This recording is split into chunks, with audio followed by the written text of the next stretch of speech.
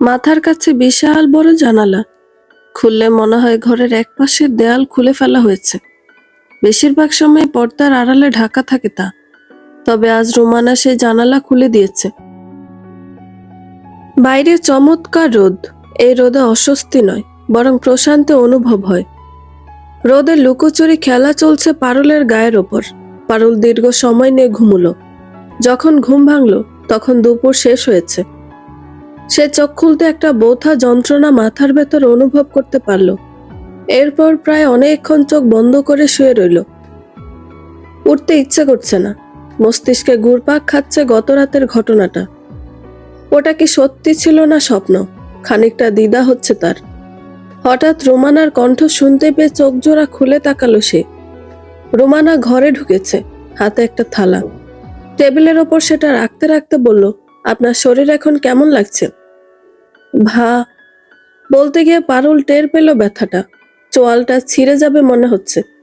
এত যন্ত্রণা, এত ব্যথা, উফ! পারুল উঠে বসার চেষ্টা করতে রোমানা এগিয়ে গিয়ে তাকে ধরে বসালো। পিঠের পিছনে বালিশ এগিয়ে তাকে এলিয়ে দিল। পারুল হাত দিয়ে থুতনি ছুঁয়ে দেখতে লাগলো। ব্যান্ডেজ বাঁধা জায়গাটা। চোখে প্রশ্ন। রোমানা বুঝতে পেরে বলল, আম্মা ভোরে উঠে দেখেন আপনি করিডোরে পড়ে আছেন জ্ঞান হারিয়ে। আপনার থুতনিও ফেটে গেছিল। পরে আম্মাই সবাইকে খবর দিলেন। আপনাকে ধরাধরি করে ঘরে আনা হলো। সকাল হলে ডাক্তার এসে আপনাকে দেখে গেছে। সেলাই লেগেছে 3টে। আপনাকে বিশ্রামে থাকতে বলেছে। তাহলে সুস্থ হয়ে যাবেন। আপাতত ভয়ের কিছু নেই। এত কিছু হয়ে গেল, অথচ আমি কিছুই টের পেলাম না। বিস্ময়ে হতবাক পারুল। ধীরস্বরে কথাটা বলল রোমানাকে উদ্দেশ্য করে। রোমানা বলল, জ্ঞান না থাকলে মানুষ টের পায় কিভাবে বলেন? তাছাড়া ডাক্তার আপনাকে ঘুমের ইঞ্জেকশনও দিয়েছে। আপনাকে বিছানা থেকেও নামতে নিষেধ করেছে। পারুল চট জলদি বিছানা থেকে নামার জন্য নড়ে চড়ে উঠতেই রোমানা হৈ হৈ করে উঠল। কি করছেন? আপনাকে নামতে নিষেধ করা হয়েছে তো। আমি শুয়ে থাকলে চলবে না। ওদিকে সব শেষ হয়ে যাবে রোমানা। আমায় যেতে দাও। রোমানা পারুলের একটা হাত শক্ত করে ধরে রেখেছে। পারুলের চোখ জোড়া এই মুহূর্তে টকটকে লাল বর্ণ ধারণ করেছে। তাকে দেখতে ভয়ঙ্কর রকমের মানসিক অসুস্থ দেখাচ্ছে। রোমানা হাতখানা আরো শক্ত করে চেপে ধরে রেখে বলল, আপনি শুয়ে পড়ুন, আমি আম্মাকে ডেকে আনি। তুমি কাউকে ডাকবে না রোমানা, আমার কথা শোনো। আমাকে যেতে দাও, আমি ওনার কাছে যাব। আমার প্রশ্নের উত্তর কেউ তো দিল না, এবার উনিই দিবে। আমি এসব আর বয়ে বেড়াতে পারছি না। হয় এবার এসপার নইলে ওসপার। আমায় ছাড়ো রোমানা, হাত ছাড়ো। রোমানা ছাড়ল না। পারুলকে জোর করে বিছানায় বসিয়ে দিতে দিতে বলল, আপনি পাগল হয়ে গেছেন। আপনার মাথার ঠিক নেই। আপনি দয়া করে শান্ত হয়ে একটু কিছু মুখে তুলুন। ওষুধগুলো খান। আপনার সুস্থ হতে হবে। পারুল ফট করে আবার দাঁড়িয়ে পড়ল। আমি সুস্থ হব তখনই যখন আমার সব প্রশ্নের উত্তর পাওয়া যাবে। আচ্ছা, তুমি তো জানো সবকিছু, তাহলে তুমিই বলো না, কি আছে এই মহলে? ওই 3 তলায়, ওই বন্ধ ঘরে, ওখানে উনি একা থাকেন না, আরো কেউ থাকে। সেই কেউটা কে? কি হলো রোমানা, চোখ সরিয়ে নিলে কেন? আমার দিকে তাকাও, উত্তর দাও। নাতিশীতোষ্ণ পরিবেশ, তবু রোমানা ঘেমে উঠছে। সে পারুলের চোখের দিকে তাকিয়ে থাকতে পারছে না, বরং থালা সাজানোর কাজে মিথ্যে ব্যস্ততা দেখিয়ে বলতে লাগলো, সবটা আপনার মনের ভুল। কোথাও কেউ নেই। এই মহলে কিচ্ছু নেই ছোট ভাবি। আপনি অযথাই গল্প বানাচ্ছেন। আমি কোনো গল্প বানাচ্ছি না রোমানা। এটা তুমিও যেমন ভালো করে জানো, আমিও জানি যে এই মহলে কিছু একটা রহস্যময়তা আছে। আর তার শুরু ওই 3 তলায়, শেষ ভাঙা মন্দির। এইটুকু আমি ভালো করে বুঝতে পারছি, কিন্তু রহস্যটা কি সেটা ধরতে পারছি না। কিন্তু তুমি সবই জানো, ধরতে পেরেছ। তোমার চোখ সে কথাই বলে। মানুষের চোখ বোবা হয় ছোট ভাবি। চোখ শুধু দেখে, কথা বলতে জানে না। আমার সঙ্গে অযথায় তর্ক করো না। মানুষ মিথ্যে বললেও চোখ কখনো মিথ্যে বলে না, প্রতারণা করে না। রোমানা থালা থেকে আলু ভাজির বাটিটা আলাদা করে রাখলো। রুটিগুলো সাজালো। মাংসের ঝোল প্লেটে ঢেলে দিয়ে বলল, আপনি খেতে বসুন ছোট ভাবি, আপনার ওষুধের সময় পেরিয়ে যাচ্ছে। জাহান্নামে যাক সবকিছু। হন হন করে পারুল এগিয়ে রুমানার মুখোমুখি দাঁড়িয়ে শক্ত কণ্ঠে বলল, তবে কি আমার কোনো প্রশ্নের উত্তর তুমি দিবে না? এটাই চূড়ান্ত সিদ্ধান্ত? রুমানা কাঁপছে, আতঙ্কিত বোধ করছে। কোন ঝড় এই মহলে পুনরায় আসতে চলেছে সে আশঙ্কায় তার হৃদয় হাহাকার করছে। এই ভয়, এই অশান্তি সে যদি পারুলকে বোঝাতে পারত। মেয়েটা বড্ড একগুঁয়ে, ঠিক মেজো ভাবির মতন। মেজো ভাবিও এই জেদের কারণে নিজের জীবনের কাল ডেকে এনেছিল। এবার হয়তো পারুলের পালা। কি করে তাকে থামাবে রুমানা? কিভাবে তার মাথা থেকে রহস্যভেদের ভূত নামাবে? এই বাড়িতে সেই টিকতে পেরেছে যার চোখ কান মুখ বন্ধ থাকে সবসময়। ঝর্ণা কিংবা পারুলের মতন অতি উৎসাহী সাহসীদের জন্য এবারই জাহান্নাম স্বরূপ। পারুলও বুঝতে পারবে সব সীমানা অতিক্রম হলে। কি হলো, জবাব দাও। আমার প্রশ্নের উত্তর তুমি দিবে না, তাই তো? রুমানা শান্ত কণ্ঠে নত মুখে বলল, ডাক্তার আপনাকে আপাতত উত্তেজিত হতে নিষেধ করে গেছেন। আপনি সেটাই করছেন। এতে আপনার শরীরে প্রভাব পড়তে পারে। আপনি বুঝতে পারছেন না ছোট ভাবি? হ্যাঁ, আমি কিছুই বুঝতে পারছি না। কোন রহস্য লুকোতে তোমাদের সবার মুখ কান চোখ এমন জড়ো হলো আমি সত্যিই বুঝতে পারছি না। তবে একজন নিশ্চয়ই আমার সব প্রশ্নের উত্তর দেবে। তার কাছেই চাইব আমি। তোমাদের আর কারো সাহায্য আমার দরকার নেই। দেখি সরো। পারুল দরজার দিকে যেতে নিতেই রুমানা দৌড়ে তার সামনে দুহাত দুদিকে মেলে ধরে দাঁড়ালো। ভয়ার্ত গলায় বলল, আপনি কোথাও যাবেন না। আপনি শান্ত হন, দয়া করুন, বুঝতে চেষ্টা করুন। কোনো কিছু শোনা বা বোঝার নেই আর। পানি গলা অবধি চলে এসেছে। ধৈর্যের একটা সীমানা আছে, সেই সীমানা অতিক্রম করে গেছে। এখন যে কোনো একটা কিছু হবে, নইলে আমার শান্তি নেই। সরো রুমানা, সামনে থেকে সরে দাঁড়াও। না ছোট ভাবি, আপনি ভুল করছেন, অনেক বড় ভুল করছেন। আমি আপনাকে কোথাও যেতে দেব না। তুমি আটকাবে আমাকে? তুমি একটা সামান্য গৃহকর্মী হয়ে এবারে ছোট ছেলে ছোট বউকে আটকানোর মতো দুঃসাহস তোমার হয় কি করে? রুমানা তবুও থামল না, বলল, আপনি যা ইচ্ছা হয় বলুন। আমায় অপমান করবেন, করুন, তবু আমি আপনার কোনো ক্ষতি হতে দেব না। সরে যাও রুমানা, আমার আর কিচ্ছু শুনতে ইচ্ছে করছে না। সরো সামনে থেকে। না, সরব না, কিছুতেই না। সরে যেতে বলছি কিন্তু। আমি সরব না ছোট ভাবি। সরতে তো তোমাকে হবেই। পারুল আক্রোশে ফেটে পড়েছে। কি করছে কি বলছে সব বিবেক বুদ্ধি তার লোপ পেয়েছে। গতরাতে সেই ফ্যাসফ্যাসে কণ্ঠটা তার কানের ভেতর এখনো বেজে চলেছে। রক্ত, রক্ত, রক্ত। না জানি কোন অপরাধের সূচনা ছিল সেই আহ্বানে। এখনো ভাবতেই গায়ে কাঁটা দিয়ে ওঠে। ওটা যাই হোক, মানুষ কিংবা প্রেতাত্মা, পারুলের কিনারা অবধি না গিয়ে কিছুতেই থামবে না। সে রুমানাকে দুহাতে ঠেলে সরিয়ে দেওয়ার ব্যর্থ চেষ্টা করতে লাগলো।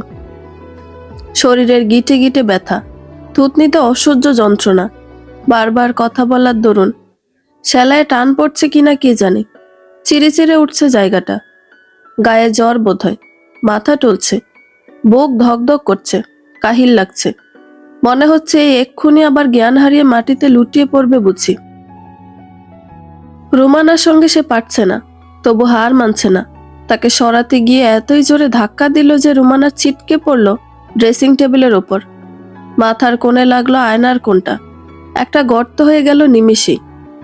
গাঢ় বর্ণের টকটকে লাল রক্তের ধারা কপাল গড়িয়ে গালে পৌঁছতেই পারুল থমকে গেল। এটা সে কি করে বসলো? নিজের আক্রোশে ঝাল গিয়ে মিটল সহজ সরল এক গৃহকর্মীর উপর। ছি পারুল, ছি।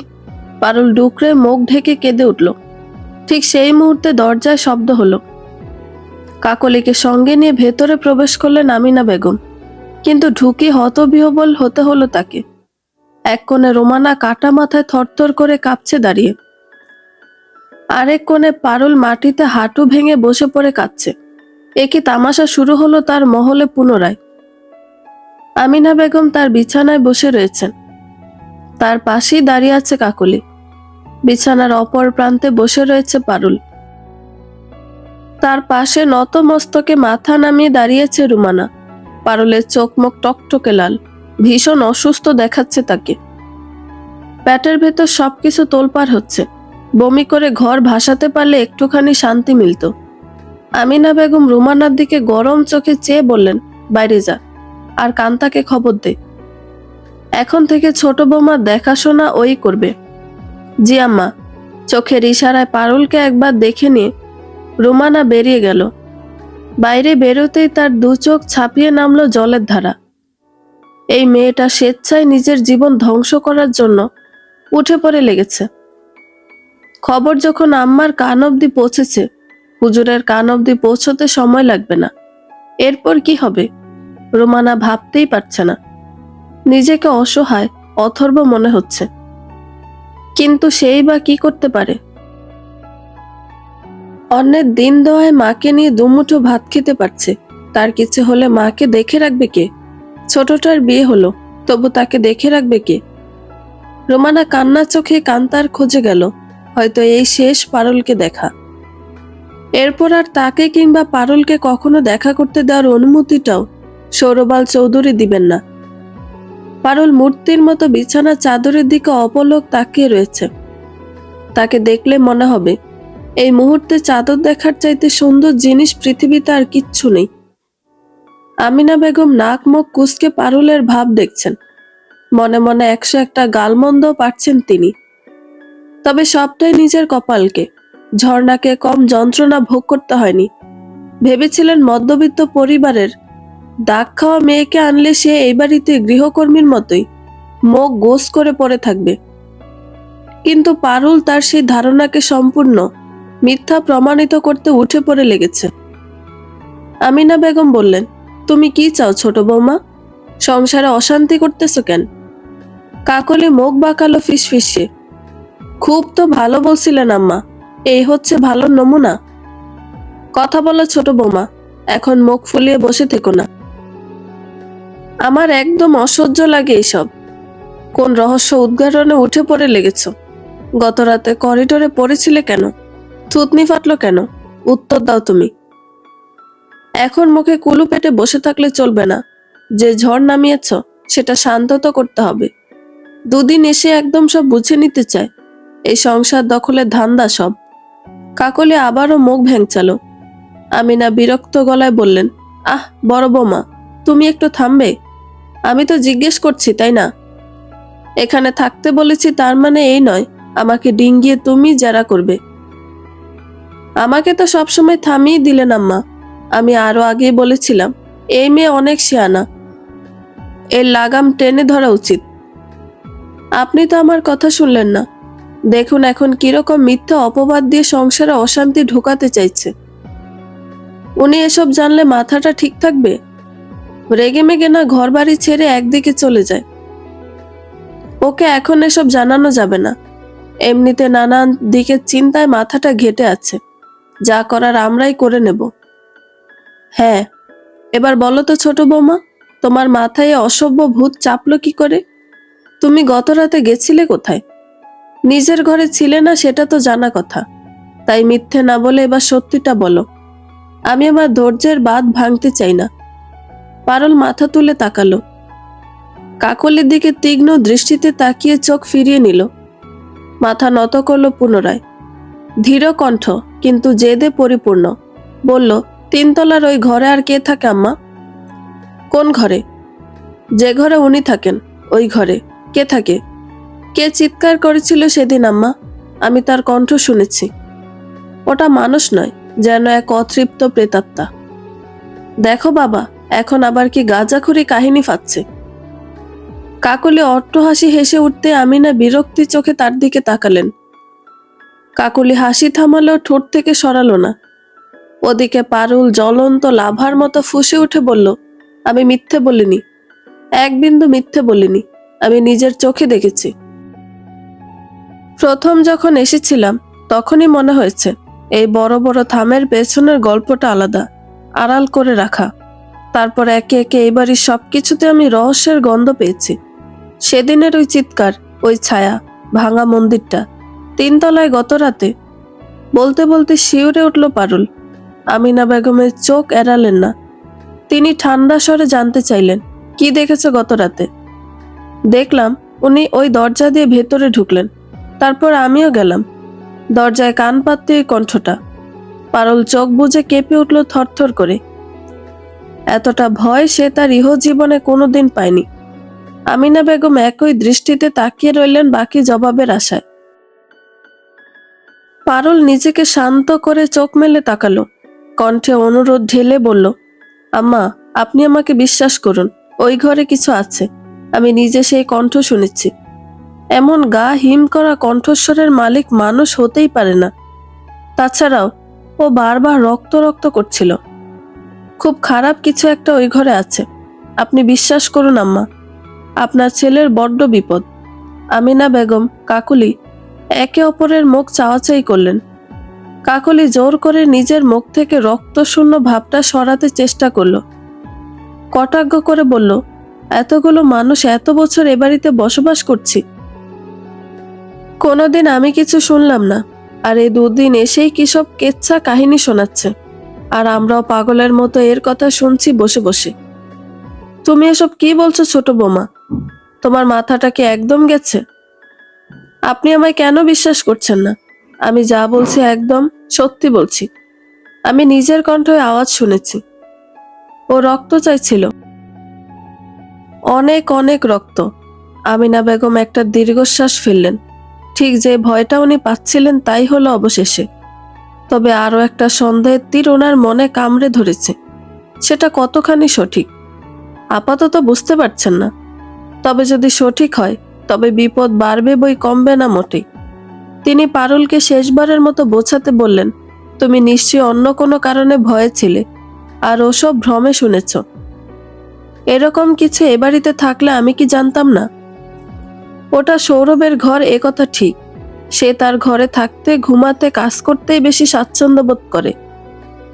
এমনকি বড় বৌমাকে রেখেও প্রায়ই ওর ঘরে একাকী কাটাতো।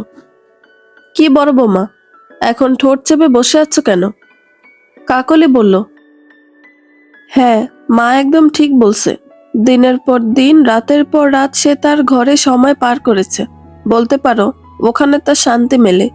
তোমাকে রেখে তার ঘরে চলে যাওয়াটা তুমি হয়তো মানতে পারছো না, ঠিক, তাই একটা গপ্প ছুড়ে দিচ্ছ। এগুলো ঠিক না পারুল। আসতে না আসতে ঝামেলা বাঁধিয়ে দিচ্ছ। এগুলো একদম ঠিক না।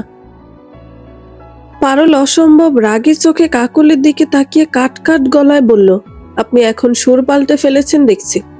আপনিই না আমায় সেদিন শিখিয়ে দিলেন আমি যে ভাঙা মন্দিরে গেছি সেটা যেন কাউকে না বলি। উনি জিজ্ঞাসা করলে এমনি হাঁটতে হাঁটতে চলে গেছি সেটা বলি। তাহলে এখন কেন সুর বদলাচ্ছেন? কিছু যদি নাই থাকে তবে কেন ভাঙা মন্দিরে যাওয়ার ব্যাপারটা শুনে আপনি এত ঘাবড়ে গেছিলেন? আমায় সত্যি বলতে মানা করেছিলেন। একথা শুনতেই রক্তচক্ষু করে আমিনা বেগম তাকালেন কাকলির দিকে। কাকলির কলিজা শুকিয়ে এইটুকু হয়ে গেল, তবু দম্বার পাত্রী নয় সেও। তেজ নিয়ে বলল, তাতে কি প্রমাণ হয়? এ বাড়িতে অদ্ভুত কিছু আছে। ভাঙা মন্দিরের ব্যাপারটা এই বংশের একটা সেন্সিটিভ ইস্যু। ওখানে কারো যাওয়া নিষেধ। যেহেতু তুমি জানো না আর নতুন, তাই চলে গিয়েছ। আমায় বলাতে আমি তোমায় পুনরায় ওদিক যেতে নিষেধ করেছি। ওনার কাছে মিথ্যে কিছু বলতে বলেছি। কেন বলেছি? তোমার ভালোর জন্যই তো, ওনার ক্রোধ থেকে বাঁচাতে।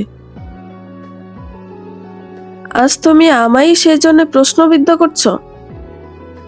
ভালো, পারুল হতচকিত কণ্ঠে বলল, কিন্তু সেদিন আপনার চোখে ভয় ছিল, আতঙ্ক ছিল। আমি নিজে দেখেছি। আপনি এমনভাবে ভয় পাচ্ছিলেন যেন ওই ভাঙা মন্দিরে গেলে আমি কিছু একটা দেখে ফেলবো বা জেনে ফেলবো, যা আমার দেখা বা জানা উচিত নয়। তাই আমাকে আপনি বারবার নিষেধ করেছিলেন। তুমি তো সবার চোখ মুখ দেখে সব বুঝে ফেলো। কি জ্ঞানী তুমি, মানুষের চেহারা পড়তে পারো। কাকলি আমিনা বেগমের দিকে তাকিয়ে জোর কণ্ঠে বলল, এর পরেও আপনি শান্ত থাকলে থাকুন আম্মা, কিন্তু আমি থাকবো না। ওনাকে সবটা বলবো। তাতে আপনি আমার ওপর রাগ হলেও আমার কিছু বলার নেই। ওনার বউকে উনিই সামলাবে এরপরে। এভাবে নিত্য নতুন অশান্তি আর ভালো লাগছে না। যন্ত্রণা বোধ হয় কম ছিল এই সংসারে, সেধে আরো যন্ত্রণা নিয়ে এসেছেন। কাকলের শেষ কথার খোঁচাটা স্পষ্ট বিঁধল গিয়ে আমিনা বেগমের গায়ে। তিনি বুঝতে পেরেও কিছু বললেন না। তৃতীয়বারের মতো ছেলের বউ ঘরে আনার সিদ্ধান্ত একা তারই ছিল। এমনকি সৌরভও প্রথমে দোনমনো করেছিল, কিন্তু মায়ের কথায় রাজি হতে বাধ্য হয়েছিল। একটা নিজের সন্তানের লোভ যে তারও। পারুল স্তম্ভিত গলায় বলল, আমায় কেউ বিশ্বাস করলেন না তো? ঠিক আছে, করতে হবে না। আমি এই রহস্যের কিনারা অবধি পৌঁছাবো, তাতে যা হয় হোক। তুমি কোথাও যাবে না, কোনো কিনারা খুঁজবে না। যথেষ্ট শুনেছি তোমার পাগলামি কথাবার্তা। আর না, এবারে শান্তি শৃঙ্খলা তোমার কারণে একানা পরিমাণ নষ্ট হলে খুব খারাপ হবে ছোট বোমা। জেদ ধরো না। আমিনা বেগমের ক্রূর দৃষ্টিতে এই প্রথম সোজাসাপটা দৃষ্টিতে তাকালো পারুল। সেও শাশুড়িকে অনুসরণ করে ঠান্ডা স্বরেই জবাব দিল, যতদিন না সবটা আমার জানা হবে ততদিন আমি শান্তিতে ঘুমাতে পারবো না আম্মা। আমায় মাফ করবেন, আপনার এই একটা নিষেধাজ্ঞা আমি অমান্য করলাম। আমিনা পূর্বের ন্যায় স্থির চোখে চেয়ে রইলেন। পারুলের ওই নিস্তরঙ্গ রক্তলাল চোখের কোথাও না কোথাও ঝর্ণার জেদি চাউনি বিদ্যমান। অসম্ভব রকমের অশান্ত মন নিয়ে 3 তলার করিডোরে এসেছে কাকলি। সৌরবাল চৌধুরী আজ তাকে এখানে ডেকে পাঠিয়েছেন। 10 বছরে খুব কম সংখ্যক বার এই করিডোরে পা ফেলেছে সে। এখানে আসলেই তার কেমন গা ছমছমে অনুভূতি হয়, শরীর কাঁটা দিয়ে থাকে, এত অস্বস্তি হয়। কাকলি কখনো চাই না তাকে এখানে উঠে আসতে হোক। রেলিং এর গায়ে ছুঁয়ে ছুঁয়ে দাঁড়িয়ে আছে সৌরবাল চৌধুরী। এত অন্ধকারেও তার গায়ের ঘ্রাণে তাকে চেনা যায় সহজেই। এই মানুষটার নিজস্ব গন্ধ আছে একটা, যেটা সে আশেপাশে এলেই পেয়ে যায় কাকলি। একটা সময় এই গন্ধে না মিশলে ঘুম হতো না তার, আর এখন এই গন্ধের একটুখানি পরশ পেলে তার দিনটি অন্যরকম মমতায় কাটে। সৌরভের হাতে সিগারেটের শলা কাঠি উঠছে নামছে। কাকলি তার কাছাকাছি দাঁড়িয়ে নরম সুরে বলল, আমায় ডেকেছেন? গম্ভীর তার স্বর। এখানে এভাবে কিছু হয়েছে? আপনাকে বড্ড দুশ্চিন্তাগ্রস্ত দেখাচ্ছে যে। হচ্ছে তো অনেক কিছুই বেগম, তুমি আমাকে বলছো কই? কাকলি চমকে উঠে চুপ হয়ে গেল। সৌরভ পায়ের তলায় সিগারেট পিষে কাকলির দিকে সোজা চোখে তাকালেন, বললেন, তুমি কবে থেকে আমার কাছ থেকে কথা লুকাতে শিখলে কাকলি? আমি কি লুকিয়েছি আপনার থেকে? আমার সে সাধ্য কই? কাকলির গলা কাঁপছে দেখে সৌরভ ঈষৎ হাসলেন। কিচ্ছু লুকোনি? তাহলে কিসের ভয় পাচ্ছ বলো তো বেগম? না না, কোনো ভয় না তো। সৌরভ নিচু হলেন। কাকলি ওর বুকের একটু উপরে পর্যন্ত পড়ে। কাকলির কপালে এক আঙুলের ডগায় টেনে কয়েক ফোঁটা ঘাম মুছে নিয়ে বললেন, এই শীতও ঘামছো তুমি? কাকলি ফ্যাকাশে হাসল, কিছু বলতে পারল না। সৌরভ দুহাতে রেলিং চেপে ধরে আকাশের দিকে তাকিয়ে বললেন, মনে আছে তোমার সেই রাতের কথা, যে রাতে ঝর্ণাকে আমি আমার বুক থেকে আলাদা করে ফেলেছিলাম? কথা ছিল ওর গর্ভে আমার ছেলে সন্তান বেড়ে উঠবে। সেই গর্ভ আমি ছিন্ন বিচ্ছিন্ন করে ফেলেছিলাম। মনে পড়ে কাকলি? কেন করেছিলাম বলো তো? কেন করেছিলাম আমি? কাকলি থরথর করে কাঁপছে। চোখের সামনে ভেসে উঠল সেই বিভীষিকাময় রাতটি। কি বিদঘুটে, বৃষ্টি আর কলিজা কাঁপানো আর্তনাদ ঝর্ণার। চিৎকার করে বাচ্চার আকুতি জানাচ্ছিল বারবার, ক্ষমা চেয়েছিল, বলেছিল ভুলে যাবে সবকিছু। তবু ওকে ছাড় দেওয়া হয়নি, এক চুলো না। সৌরবাল চৌধুরী বরাবরই হিসেবে পাকা, পাই টু পাই সব শোধ করেন। ভালো হলে ভালোটা, খারাপ হলে খারাপটা। কাকলিকে চুপ করে থাকতে দেখে সৌরভ চিৎকার করে উঠে বললেন, কি হলো, উত্তর দিচ্ছ না কেন? তুমি কি সাক্ষী ছিলে না সেই রাতের? তাহলে কেন এই মেয়েটাকে নিজের হাতের মুঠোয় রাখতে পারলে না? আমাকে দিয়ে আবার পাপ করাতে চাও? আবারও একটা ঝড় চাও এই মহলে? তোমার দায়িত্ব ছিল ওকে চোখে চোখে রাখা। তুমি কেন তোমার দায়িত্ব ঠিকভাবে পালন করলে না কাকলি? ও কি করে আমার দরজায় দাঁড়িয়ে কান পাতে? এত বড় দুঃসাহস ওর! কাকলির গলা দুহাতে চেপে ধরে দাঁত কিরমির করে ঘন ঘন নিঃশ্বাস ছাড়তে লাগলো সে। তীব্র তীক্ষ্ণ ব্যথায় কাকলি দু চোখ দিয়ে ঝরঝর করে বৃষ্টি ফোটার মতো নোনা জল নেমে এলো। চিৎকারের শব্দ বেরুলো না। অবিশ্বাস এবং ভালোবাসা নিয়ে শুধু তাকিয়ে রইল তার প্রায় বেরিয়ে আসতে চাওয়া চোখ জোড়া। ছেড়ে দিলেন সৌরভ। সজোরে মুষ্টিবদ্ধ হাত দিয়ে দেয়ালে আঘাত করে তরতর করে নেমে এলেন দোতলায়। পারুলের ঘরে গেলেন খেপা মোষের মতন। পারুল বসেছিল জানালার ধারে, গায়ে মোটা কম্বল চাপানো, জ্বরে শরীর পুড়ে যাচ্ছে। এ অবস্থায় আকস্মিক আঘাতের জন্য প্রস্তুত ছিল না মোটেই। সৌরভ আচানক তাকে টেনে নিচে নামিয়ে আনলেন। চুলের মুঠি চেপে ধরে বিক্ষুব্ধ গলায় বলতে লাগলেন, এত সাহস কেন তোর? কত গ্রাম বেড়েছে কলিজা? আজ আমি সেটা ছিঁড়ে দেখব। আমার পিছু না, আমার ঘরের দরজায় চোরের মতন কান পাতা। বেশ অনেক দিন ধরে তোর গোয়েন্দাগিরি দেখছি। ভেবেছিলাম আপনাতেই শুধরে যাবি, কিন্তু না, তুই তো আরেক ঝর্ণা। তোর তো শুধরানোর কোনো নাম গন্ধও নেই। তোকেও আমি সরিয়ে দেব। আমার রাস্তায় যে আসবে তাকে আমি সরিয়ে দেব। এই সংসারের অশান্তির মূলে যারাই থাকবে তাদের কাউকে আমি পৃথিবীর আলো দেখতে দেব না। সৌরভের গায়ে যেন অসুরের শক্তি পাষণ্ডের মতো প্রহার করতে লাগলো পারুলের নরম কোমল গায়ে। পারুল গলা ছেড়ে চিৎকার করে ওঠে। দৌড়ে আসে কিছু গৃহকর্মীরা, তবে ভেতরে ঢোকার স্পর্ধা করে না। আমিনা বেগম মাত্রই এশারের নামাজ পড়ে নিজের ঘরে বসেছিলেন, পানের বাটা বের করে। রুমানার আতঙ্কিত মুখ দেখে বেরিয়ে এলেন। পারুলের ঘরে ঢুকেই গর্জে ওঠা গলায় আদেশ করলেন, বাবু থাম, ওকে মারিস না।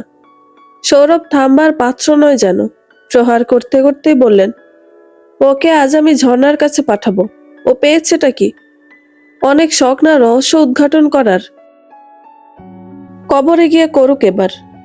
না বাবু না, এই ভুল করিস না, থাম তুই। ও তোর সন্তানের মা হতে চলেছে সৌরভ। বাক্যটা কর্ণ কুহরে পৌঁছানো মাত্র সৌরভ থেমে গেলেন সঙ্গে সঙ্গে। অবিশ্বাস্য দৃষ্টিতে মায়ের দিকে তাকালেন, যে পেটে অজস্র প্রহারের দাগ। সেই পেটে তারই সন্তান, তার ঔরসজাত সন্তান। পারুল অচেতন প্রায়। গায়ের শাড়ি সরে গেছে, আঁচল পড়ে গেছে। আমিনা বেগম দুজন গৃহকর্মীকে ডেকে পারুলকে বিছানায় শোয়াতে শোয়াতে ডাক্তার খবর দিতে বললেন। তারপর স্তব্ধ সৌরভের হাত ধরে টেনে বললেন, তুই বাইরে আয় বাবু, তোর সঙ্গে আমার জরুরি কথা আছে, এক্ষুনি আয়।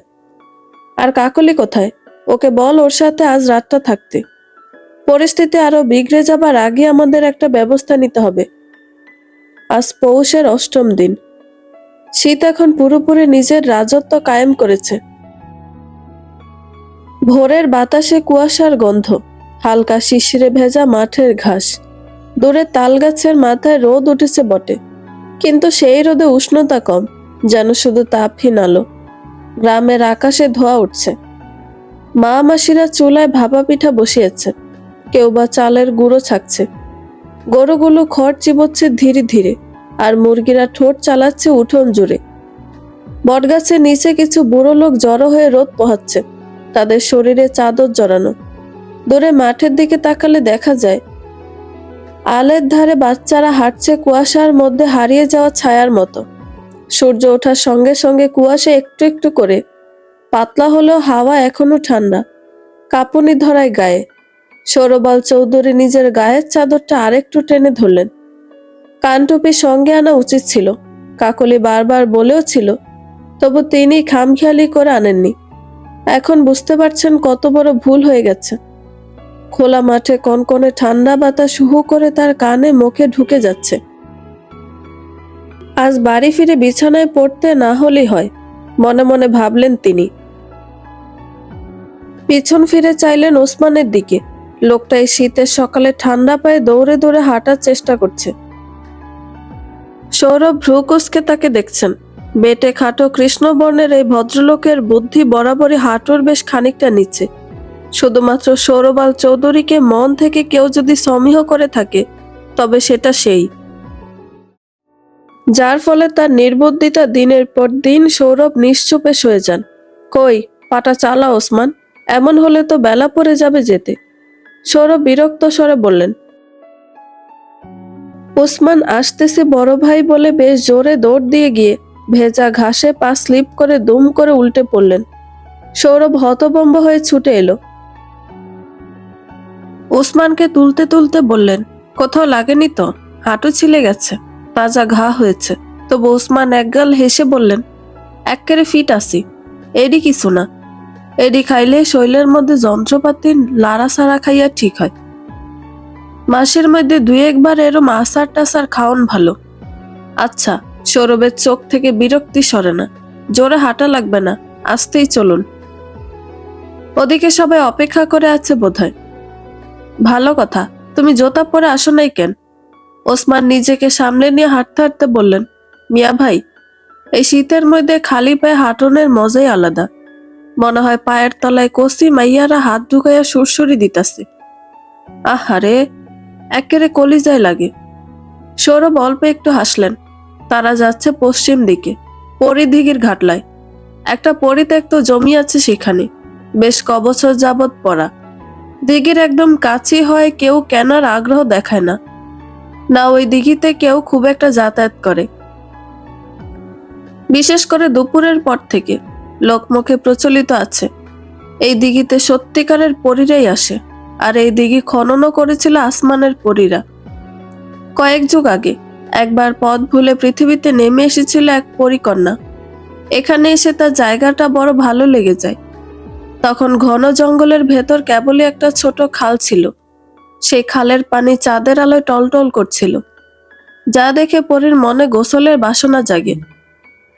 সে সঙ্গে সঙ্গে আবার আসমানে উঠে যায়, তারপর ফিরে আসে দলমল নিয়ে।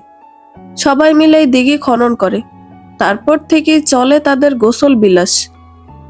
যখন তখন তারা এখানে নেমে আসে, জলকেলি করে, একজন অপরজনের গায়ে পানি ছিটাছিটি করে আনন্দে উল্লাস মেতে ওঠে। তারা আসে মধ্যরাতে, ভোরের আগেই চলে যায়। এই সময়টা কোনো মানুষ যদি ভুল করেও তাদের দেখে ফেলে, তবে তার ওপর নেমে আসে অভিশাপ। মৃত্যুই হয় তার শেষ পরিণাম। এই ভয়ে দুপুরের পর থেকে এই জায়গার আশপাশ দিয়েও পা মারায় না কেউ। আর এই কারণে ভোগ পোহাতে হচ্ছে তাদের, যাদের জমি এই দিঘির আশেপাশেই ছড়িয়ে ছিটিয়ে আছে। এখানে না আছে কোনো বসত বাড়ি, না কোনো বাজার ঘাট। কেউ যে এইসব জমিতে চাষবাস করবে তাও সাহস করে না। মোট কথা, পরিদিঘির ঘাটলা সর্বদা লোক সমাগমের বাইরেই থাকে। সকালবেলাতেও চারপাশ নিঝুম, নিস্তব্ধ। ঝিঝি পোকার আওয়াজ শোনা যায় শুধু। হাঁটতে হাঁটতে হঠাৎ উসমান বললেন, কিন্তু মিয়া ভাই, আপনি হঠাৎ এইখানে জায়গা কিনতে চাইতেছেন কেন? আমি এইটাই অনেকক্ষণ ধইরা হিসাব মিলাইতে পারতেছি না। সৌরভ কঠিন করে বললেন, ওটা তোমার না জানলেও চলবে ওসমান। ঠিক আছে, আপনারা শিক্ষিত মানুষ, নিশ্চয়ই কিছু ভাই ভাই এইরকম একটা অভিশপ্ত জায়গায় জমি কিননের চিন্তা ভাবনা করছেন। আমরা ছোট মাথার মানুষ, এত কি বুঝি। ওসমান ডানে বায়ে মাথা নাড়িয়ে হাঁটতে লাগলেন। মহলে আজ যেন এক অদ্ভুত প্রাণ চাঞ্চল্য। সকালের প্রথম সূর্যের আলো যখন জানালার জালি পেরিয়ে ঘরে ঢুকেছে, তখন থেকেই গৃহকর্মীদের পদধ্বনি আর হাঁকডাক ভেসে আসছে চারদিক থেকে। দরজায়, বারান্দায়, উঠোনে সবখানেই ব্যস্ততার ছাপ। কেউ মেজে মোছার কাজে ব্যস্ত, কেউ বা পিতলের বাসন পালিশ করছে উজ্জ্বল করে। বাতাসের জন্য ধোয়া কাপড়, চন্দনের গন্ধ, আর মেঝেতে ছড়ানো ফুলের পাপড়ির মিশ্র সুবাস। মহলের প্রতিটি কোণ আজ নতুন সাজে সেজে উঠছে। দরজার মাথায় তাজা কলা পাতা, দেয়ালে রঙিন আলপনা, আর টেবিলের ওপর কাচের ফুলদানিতে রাখা গাঁদা, রজনীগন্ধা। সবার মুখে হাসি, চোখে উৎসবের ছোঁয়া। বাতাসে মিষ্টি একটা উচ্ছ্বাস ভাসছে। রান্নাঘরেও যেন উৎসবের ঢেউ লেগেছে। সকাল থেকে ধোঁয়ায় ঝাপসায় ভরা পুরো ঘরটা। চুলার আগুনে কড়াই ফুটছে, হাঁড়িতে দুধ উতলাচ্ছে। করকরে ভাজা আর মিষ্টির গন্ধে বাতাস ভারী হয়ে আছে। গৃহকর্মীরা কেউ শাক করছে, কেউ মশলা বাটছে পাথরের শিলপাটায়। সেই গন্ধ ছড়িয়ে পড়ছে পুরো মহল জুড়ে। এক কোণে বড় হাঁড়িতে চাল ধোয়া হচ্ছে, অন্যদিকে গরম তেলে বেগুনি আর পেঁয়াজি ভাজা হচ্ছে চুপচুপ শব্দে। মাঝে মাঝে হেসে উঠছে রান্নার মেয়েরা, কেউ একে অপরকে ঠাট্টা করছে, কিন্তু হাতের কাজ থেমে নেই। মাটির হাঁড়িতে মিষ্টি রাধা হচ্ছে ধীর আছে, তার ওপরে দুধের সাদা আস্তরণ। গন্ধে যেন মনে হয় পৈশের এই সকালটা শুধু পেট নয়, মনও ভরিয়ে তুলবে। চুলার পাশে দাঁড়িয়ে গৃহকর্ত্রী দেখছেন সবকিছু, কখনো নির্দেশ দিচ্ছেন, কখনো নিজের হাতে নেড়ে দিচ্ছেন হাঁড়ির ভেতরটা।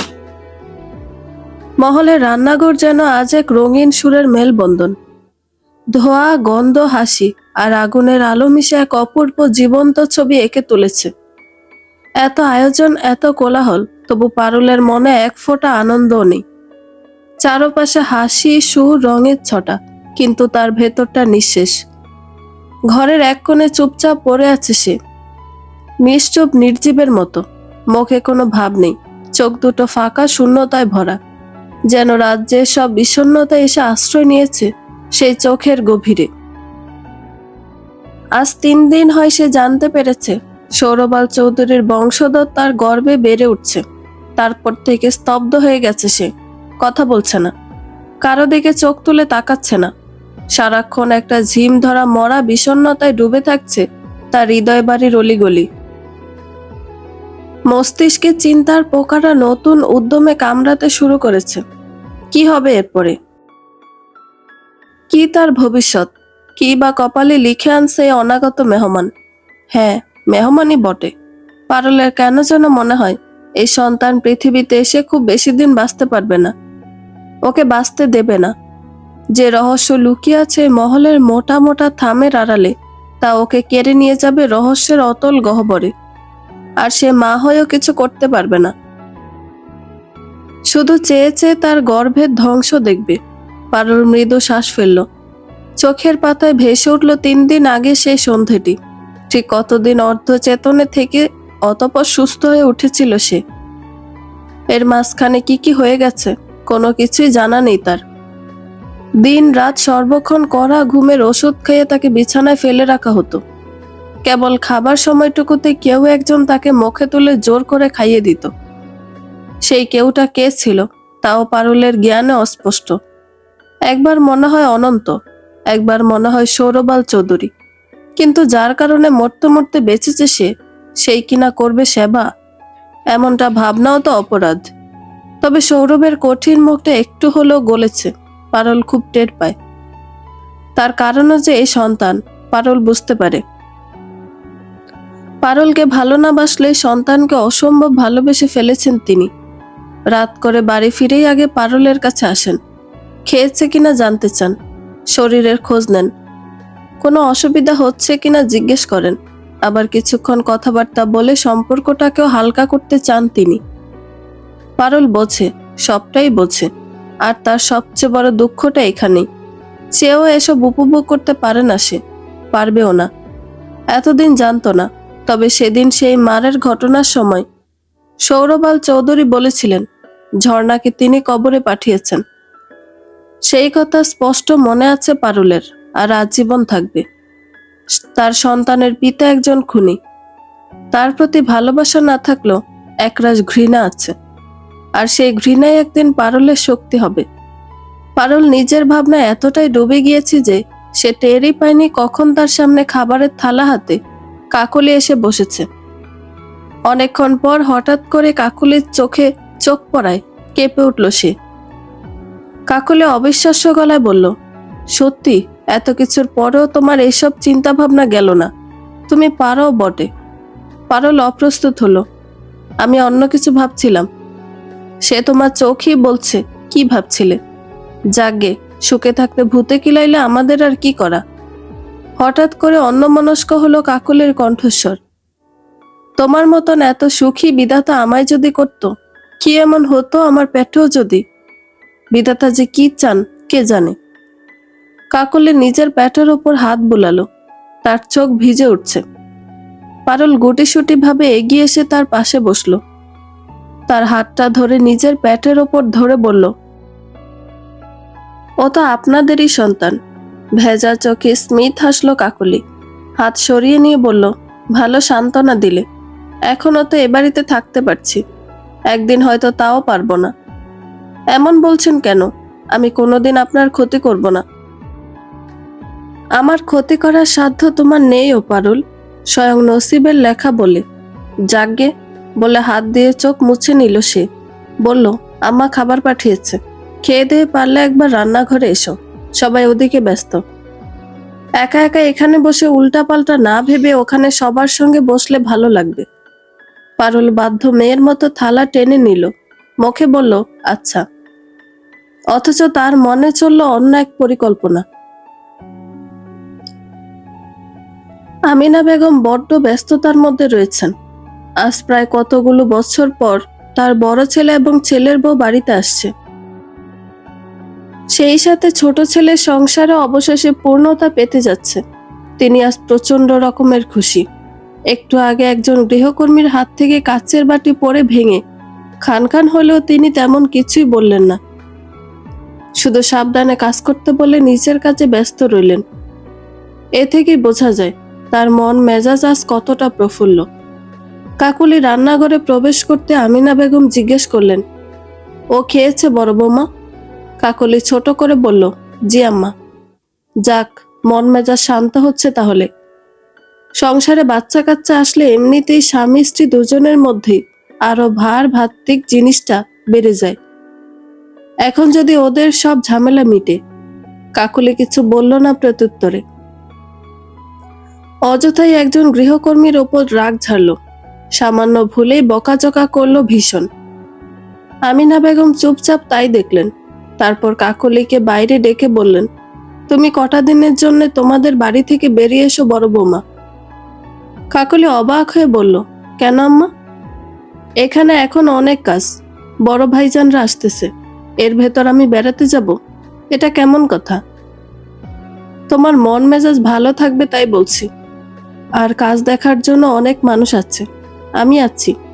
ছোট বৌমা সুস্থ হয়েছে, সেও এখন হাত লাগাবে সবকিছুতে। অযথা বসে থাকলে আরো শয়তানি চিন্তা ভাবনা মাথার ভেতর ঘুরবে। তুমি এদিকে চিন্তা করো না, নিজের বাড়িতে গিয়ে ঘুরে এসো। কাকলি ভারাক্রান্ত মনে বলল, আমাকে সরাতে চাইছেন? সরাসরি বললেই হতো আম্মা। আমিনা বেগম ভ্রুকুঁচকে বললেন, এটা কেমন কথা বলো? সরাতে চাইবো কেন? তুমি অযথাই এর ওপর মেজাজ ঝাড়ছ। জানি তোমার ভালো লাগছে না, চোখের সামনে এসব সহ্য করা কম কথা তো না। তাই ভাবলাম তোমার বাড়ি থেকে বেরিয়ে আসলে তোমার ভালো লাগবে। কাকুলি একটা দীর্ঘশ্বাস ফেলল। কয়দিন বেড়াবো আম্মা? সেই তো চোখের সামনে এসব দেখেই থাকতে হবে আমাকে। মেয়ে মানুষ বিয়ের পর বাপের বাড়ি একবারে যায় লাশ হয়ে, তাছাড়া না। আমার শরীর তো এখনো লাশ হয়নি আম্মা। বাদ দিন, আমি এখানেই আছি। সবটা সহ্য করতে পেরেছি যখন, এটাও পারবো। আপনি আমায় নিয়ে অযথাই চিন্তা বাড়াবেন না আম্মা। আমিনা কাকলির মাথায় হাত বুলিয়ে দিলেন। তোমার মতো লক্ষ্মী একটা বউ পাওয়া কত বড় ভাগ্যের ব্যাপার। কাকলি সামান্য হাসলো প্রত্যুত্তরে। হঠাৎ করে আমিনার মনে পড়ে গেল এমন ভঙ্গিমায় বলল, তুমি ছোট বৌমাকে রান্নাঘরে আসতে বলনি? বলেছি তো, খেয়েই চলে আসতে বললাম। তবে এখনো এলো না কেন? আমিনা বেগম একটা আশঙ্কা ভরে চোখে কাকলির দিকে তাকাতেই কাকলি আশ্বস্তের গলায় বলল, আমি গিয়ে দেখছি। চলো বৌমা, আমিও যাব। সকাল গড়িয়ে বেলা প্রায় উঠে গেছে। ঝিরিঝিরি আলোর রেখা খোলা জানালা দিয়ে ভেতরে ঢুকছে। সোনালি ধুলো ভেসে বেড়াচ্ছে তার সঙ্গে। সবকিছু দিনের আলোয় যেন নিরীহ, শান্ত, স্বাভাবিক। অথচ পারুলের চোখে সবকিছু এখন অন্যরকম। মহলটার আগের মতো লাগছে না। প্রতিটা দেয়াল যেন তার দিকে তাকিয়ে আছে নিঃশব্দে। এই সুযোগে এখনই যদি যাওয়া যায়। দিনের আলো আছে, আশেপাশেও কেউ নেই, সবাই যার যার মতো ব্যস্ত। আর সেই রাতের অন্ধকারে যা দেখেছে তার সত্যি মিথ্যে যাচাই করতেই হবে। বকের ভেতর ভয় না, বরং এখন এক ধরনের শুষ্ক, স্থির কৌতূহল কাজ করছে। খুব ধীরে নিঃশব্দে সে পা বাড়ালো 3 তলার দিকে। করিডোর ফাঁকা, মহলের এই অংশটা যেন পরিত্যক্ত। ধুলো জমা লোহার রেলিং, দেয়ালের কোনায় জমে থাকা মাকড়সার জাল, আর বাতাসে এক ধরনের স্থির পুরনো ঘ্রাণ, ভেজা লোহার বাসি ধূপের মতো। উপরতলা সিঁড়ি ঘুরতেই পারুলের চোখে পড়ল সিঁড়িগুলো অন্য সব অংশের তুলনায় কেমন যেন ভারী, পুরো কাঠের। প্রত্যেকটা ধাপের কিনারা ঘষা, রং উঠে গেছে জায়গায় জায়গায়। কারো পা পড়ার চাপে কাঠ খানিকটা বসে গেছে ভেতরের দিকে, যেন বহু বছর ধরে একই পায়ের ছাপ ঘুরে ফিরে এই সিঁড়ি দিয়ে ওঠানামা করছে। 3 তলায় উঠে পড়তে সাথে সাথে বাতাসের তাপমাত্রা বদলে গেল। নিচের অংশের তুলনায় এখানে হাওয়া আরো ঠান্ডা ও ভারী, কোনো শব্দ নেই। নিস্তব্ধতা এমন যে নিজের নিঃশ্বাসকেও আলাদা করে শোনা যায়। অস্বস্তি নিয়েই পারুল এগুলো। চোখে পড়ল তার দরজাটা, যেটা সাধারণ কোনো দরজা নয়। দূর থেকে দেখতে দেখতে বোঝা যায় সেটা পুরোপুরি লোহার তৈরি, সেই পুরনো দিনের লোহার দরজা, পুরো এবং অনমনীয়। লোহার পাতগুলো একটার ওপর আরেকটা বসানো, মাঝখানে মোটা মোটা পেরেকের মাথা উঠে আছে। দরজার গায়ে দাগ, লম্বা লম্বা টেনে দেওয়া আঁচড়ের মতো, যেন কেউ উন্মত্ত হয়ে আঘাত করেছে বারবার, নখ বা লোহার কোনো ধারালো কিছু দিয়ে। পারুল আরো এক কদম এগিয়ে এলো। দরজার বাঁ দিকে একটা পুরনো তালা লটকে আছে। তালাটা অস্বাভাবিক ভারী, পিতলের, কিন্তু কালচে হয়ে গেছে বয়সে।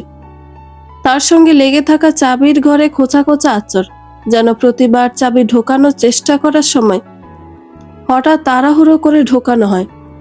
যত্ন করে নয়, বরং অস্থিরতায়, উত্তেজনায়, হয়তো উন্মাদনায়। দরজার একদম নিচে অংশটা হালকা কালচে রঙে দাগ ধরা। পারুলের বুকের ভেতরটা ধপ করে উঠল। এটা স্রেফ দাগ, নাকি শুকিয়ে যাওয়া কোনো কিছু রং?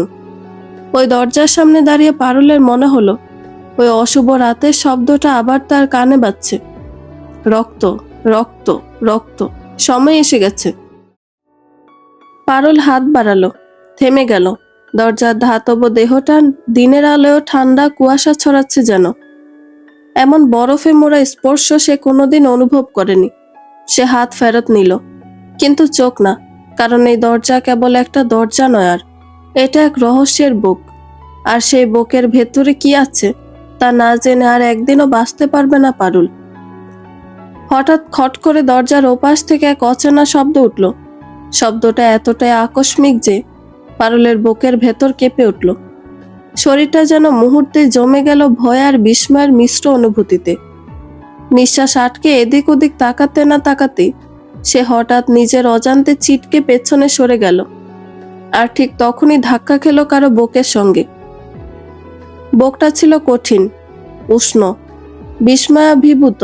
চোখে সে পেছন ফিরে তাকালো। সামনে দাঁড়িয়ে আছে শ্যামল বর্ণের এক পুরুষ। চওড়া কাঁধ, অগোছালো ঝাঁকড়া চুল এলোমেলো হয়ে কপালে লুটিয়ে পড়েছে।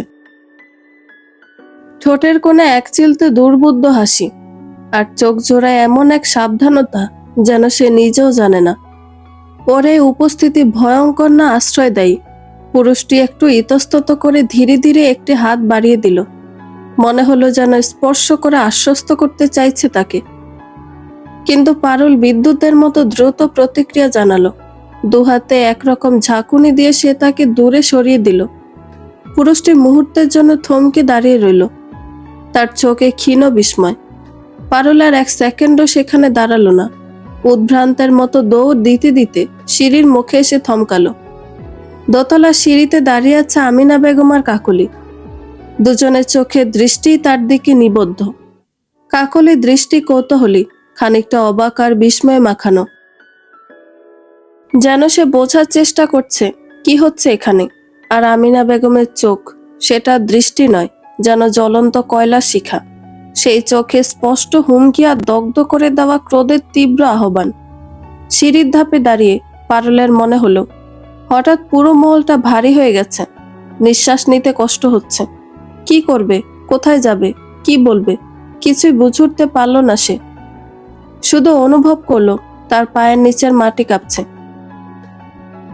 আর আমিনা বেগমের দৃষ্টিতে যেন অঙ্গীকার, এই স্পর্ধার জবাব আমি তোমার থেকে নেবই। পৌষের দুপুর মানে রোদে নরম তুলার মতো আলস্য গা ছড়িয়ে বসে থাকে। আকাশে কুয়াশার ঘোর কাটলো, হালকা শীতের কামড় রয়ে যায় বাতাসে। কাকলি দাঁড়িয়ে আছে জোড়া পুকুরের ঘাট বাঁধানো সিঁড়িতে। সৌরভ ডুব সাঁতারে গোসল সারছেন। কোথা থেকে ঘেমে নিয়ে একাকার হয়ে এসেছেন কে জানে। কাকলিকে ডাকতেই কাকলি গামছা হাতে পিছন পিছন চলে এসেছে। সৌরভ তাড়াতাড়ি উঠে পড়লেন। পানির শীতলতা কমেনি, বেশিক্ষণ তাতে গা ডুবিয়ে রাখা দায়। কাকলির কাছ থেকে গামছা নিয়ে শরীর মুছতে লাগলেন। এই ফাঁকে কাকলি অভিমানী স্বরে দুটো কথা ছুড়ে দিল টুক করে।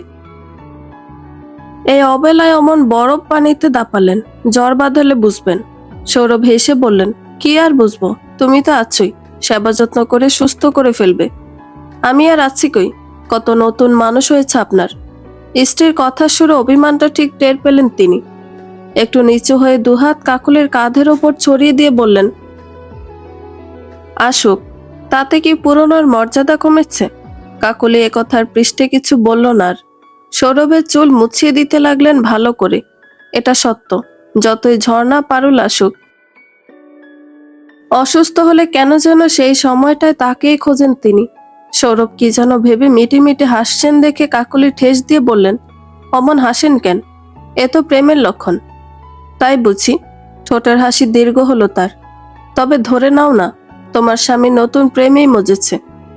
কার সঙ্গে? কাকলি উস্কে দিল। মন প্রাণ চাইছে সৌরভ বলুক, আর কার সঙ্গে? তোমার সঙ্গেই তো।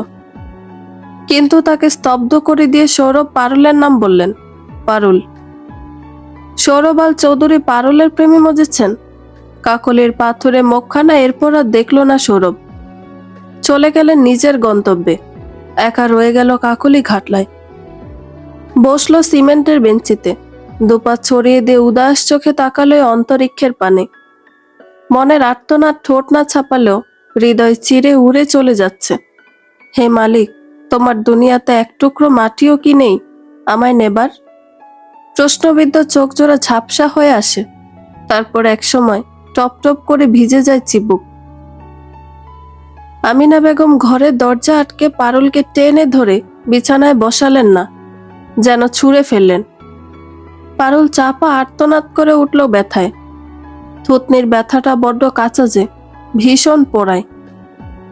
আমিনা বেগম রাগে গজগজ করতে করতে বললেন, তুমি কোন সাহসে তিনতলায় গেলে? হ্যাঁ, এত সাহস তোমার হয় কি করে ছোট বৌমা? এত কিছুর পরও নিজের কথা না ভাবো, ওই পেটের সন্তানটার কথাও কি একবার ভাবনায় আসে না? এসব কথা বাদ দিয়ে স্থির হয়ে সংসারটায় মন দিলেও তো পারো। এত বড় বাড়ির বউ তুমি, কি মান মর্যাদা তোমার, কি সম্মান সকলের কাছে। সেই সব ছাড়িয়ে কিসের পিছনে ছুটে সবটা ধ্বংস করতে উঠে পড়ে লেগেছ তুমি? উত্তর দাও, একদম চুপ করে থাকবে না। তোমার এই স্বভাব দিন দিন আমাকে ধৈর্যচ্যুত করছে। টাল সামলে নিজেকে ধাতস্থ করে পারুল। চোখ তুলে আমিনা বেগমের চোখে সরাসরি তাকায়। জোরালো কণ্ঠে বলে, ভুল বুঝবেন না মা, আমি ইচ্ছে করে তিনতলায় যাইনি। ওই লোকটা, ওনাকে থামাতে গিয়েছিলাম। ভ্রুকসকে ওঠে আমিনা বেগমের। মুশফিককে থামাতে গিয়েছিলে? জি আম্মা, ওনাকে থামাতে গিয়েছিলাম। ওনাকে তিনতলার সিঁড়ি বাইতে দেখি আমি। তখন পিছু পিছু আমিও উঠি, দেখি ওনার মতলবটা কি। বুঝলাম উনি স্রেফ কৌতূহল থেকে উঠেছেন। তখন তাকে গিয়ে বলি নিচে নেমে আসতে। কেউ এখানে আসে না, আর বাইরের কেউ এখানে ঘুরঘুর করুক, ব্যাপারটা আমার স্বামী সহজভাবে নিবেন না। এটা বলেই আমি চলে আসতে নেই, আর দেখি আপনি বুবু দাঁড়িয়ে আছেন। ওই সময় আপনাকে দেখে থতমত খেয়ে যাই, তাই আর কিছুই বলতে পারিনি। এই জন্য আপনি আমাকে ভুল ভাবছেন। যা হলো, এরপরে ওইখানে যাবার সাহস আমার হৃদয়ে নেই। অত বীর নই আমি। পারুলের ঠোঁটের কোণে কটাক্ষের হাসি। যেছে পরে কে যায় মার খেতে পুনরায়। আপনিই বলুন আম্মা। আমিনা বেগম বিব্রত হয়ে উঠলেন। সেই সঙ্গে একটা ক্ষীণ সন্দেহ বাসা বেঁধেছে তার মনে। পারুল কি সত্যি বলছে, নাকি আবার কোনো চাল চালছে? মুশফিককে জিজ্ঞেস করতে হবে, তাহলেই জানা যাবে। আপাতত আর কথা বাড়ালেন না তিনি। নরম কণ্ঠে বললেন, সব বাদ দিয়ে এবার সংসারে মন দাও ছোট বৌমা। এই ঘর, এই সংসার সব তো তোমাদেরই। আমি আর কতকাল এসবের দায়িত্বে থাকবো? এবার তোমরা বুঝে নাও, স্থির হও। যে আসছে তা লালন পালনের কথা চিন্তা ভাবনা করো। বাকি জীবনটা ভালোভাবে থাকো। এই দেখে মরলেও আমার শান্তি। পারুল নির্বিকার রইল। শয়নে স্বপনে জাগরণে কোনোভাবেই তার মাথায় সৌরবাল চৌধুরীর সঙ্গে মিলেমিশে সংসার করবার ইচ্ছে জাগে না। বরং সারাক্ষণ মস্তিষ্কের ভেতর একটা বিষ পিঁপড়া কুটকুট করে কামড়াতে থাকে। একটুখানি শান্তির খোঁজে ধুকে ধুকে মরছে সে, অথচ শান্তি সে তো বহুদূর, ধরা ছোঁয়ার বাইরে। নরম আলো জ্বলা ঘর, জানালার ধারে পাতলা পর্দা একটু একটু নড়ে উঠছে বাতাসে। সুমিত বিছানা আতশা হয়ে বসে আছেন, দুহাত মাথার পেছনে ঠেকানো, কপালের ভাঁজগুলো স্পষ্ট। চিন্তার রেখা জমে আছে চোখে মুখে। তার দৃষ্টি কোথাও নেই, তবু যেন খুব দূরের দিকে তাকিয়ে আছেন তিনি। ওদিকে জবা ব্যাগ খুলে জামা কাপড় একে একে বের করে ওয়ার্ড্রোবের ভেতর ভাঁজ করে গুছিয়ে রাখছে। নীরবতায় শুধু কাপড়ের মৃদু খসখস শব্দ। দিন কয়েক থাকার পরিকল্পনা নিয়ে এসেছে এবার। ঘরের বাতাসে একরকম অস্বস্তি ঘুরপাক খাচ্ছে। জবা কাপড় গোছাতে গোছাতে একবার সুমিতের দিকে তাকালো। দায়সারা কণ্ঠে বলল, কি ভাবছো? সুমিত নড়ে চড়ে উঠে ধাতস্থ হয়ে বললেন, কিছু না, এমনিতেই। এত মনমরা লাগছে কেন তোমাকে? সুমিত একটু সময় নিলেন, যেন কথাগুলো বুকের ভেতর থেকে টেনে তুলতে কষ্ট হচ্ছে। তারপর ধীর স্বরে বললেন, এখানে আসতে ইচ্ছে করছিল না। তুমি ওভাবে জোর না করলে আসতামই না। কি করবে বলো? শত হোক, মা তো। তাকে চোখের দেখাটাও তো দেখা লাগে বছরে একবার, তাই না? সব ঠিক আছে, কিন্তু এখানে একদণ্ড আমার মন টেকে না। সারাক্ষণ অস্থিরতায় কাটে। মনে হয় এই বুঝি কিছু হলো। জবা ভাঁজ থামিয়ে ওয়ার্ড্রোবের দরজা ধরল। কণ্ঠে কঠোরতা নেই, কেবল এক ধরনের নির্লিপ্ত স্থিরতা নিয়ে বলল, পুরনো কথা বাদ দাও। ওসব যতই মনে পুষে রাখবা ততই অশান্তি বাড়বে। তার চেয়ে নতুন ভাবে সবকিছু শুরু করো। দেখো না তোমার ছোট ভাইকে, কি সুন্দর সংসার করে যাচ্ছে, তাও একে একে 3টি বউ নিয়ে। মাঝের জন তো নেই, ছিল তো। কটা পুরুষের ভাগ্যে 3খানা বিয়ে করে। হাসলো জবা। সুমিত অল্প বিস্তর হাসলেন। পর মুহূর্তেই বিমর্ষ কণ্ঠে বললেন, কিন্তু মেয়েটাকে দেখে আমার ঝর্ণার কথা মনে পড়ে গেছে। একদম ওর মতোই। কাটা কাটা মুখ, তীক্ষ্ণ চোখ, বয়সটাও বোধহয় কাছাকাছি হবে দুজনের, তাই না? আমারও ঝর্ণাকে খুব মনে পড়ছিল সেই সময়। কিন্তু একটা জিনিস খেয়াল করেছ? মেয়েটাকে ভীষণ অসুস্থ দেখাচ্ছিল। একটা চোখে হালকা কালচে ভাব ছিল, তারপর ঠোঁটের কোণে কালশিটে, আবার থুতনিতে সেলাই। মানে ওকে দেখে আমার লাগছিলই না মেয়েটা স্বাভাবিক পর্যায়ে আছে। সুমিত একটা দীর্ঘশ্বাস ছেড়ে বললেন, থাক, বাদ দাও। এসব ভেবে আমাদের কি কাজ? উপকার তো করতে পারবো না। ছোটর বউ, ও যা করার করুক। জবা কিছু বলল না, পুনরায় কাজে ব্যস্ত হয়ে পড়ল। হঠাৎ করে সুমিত জিজ্ঞেস করলেন, জবা, জোয়ার জান্নাত কোথায়? অনেকক্ষণ হয় ওদের দেখছি না। তোমাকে বলেছি না, এ বাড়িতে ওদের এক মুহূর্তের জন্য একা একা ছাড়বে না। জবা আশ্বস্ত স্বরে জবাব দিল, মুশফিক আছে ওদের সঙ্গে, চিন্তা করো না। একটু যেন ভরসা পেলেন একথা শুনে সুমিত। বালিশে হেলান দিতে দিতে বললেন, খামাকা ওকে আবার এ বাড়িতে কেন আনতে গেলে বলো তো? আমরাই তো চলে যেতে পারলে বাঁচি। ওই জেদ ধরল, ভাবলাম আসুক সঙ্গে, আমাদের সাথেই তো থাকবে, আবার আমাদের সাথে চলেও যাবে। কয়টা দিন বেরিয়ে ওর যদি মন মেজাজ শান্ত হয় তবে খারাপ কিসে? আমার ভয় করে জবা, বড্ড ভয় করে। এই মহলে আমি এক মুহূর্তের জন্য স্বস্তির নিঃশ্বাস ফেলতে পারি না। জবা এগিয়ে এসে সুমিতের পাশে বসে তার হাতটা ধরল। ভরসার কণ্ঠে বলল, তুমি এত ভেবে ভেবে অসুস্থ হয়ে পড়ো না আবার। কয়টা দিনই তো, এমনি চলে যাবে। তারপর আর কখনো তোমায় জোর করে এখানে আসতে বলবো না।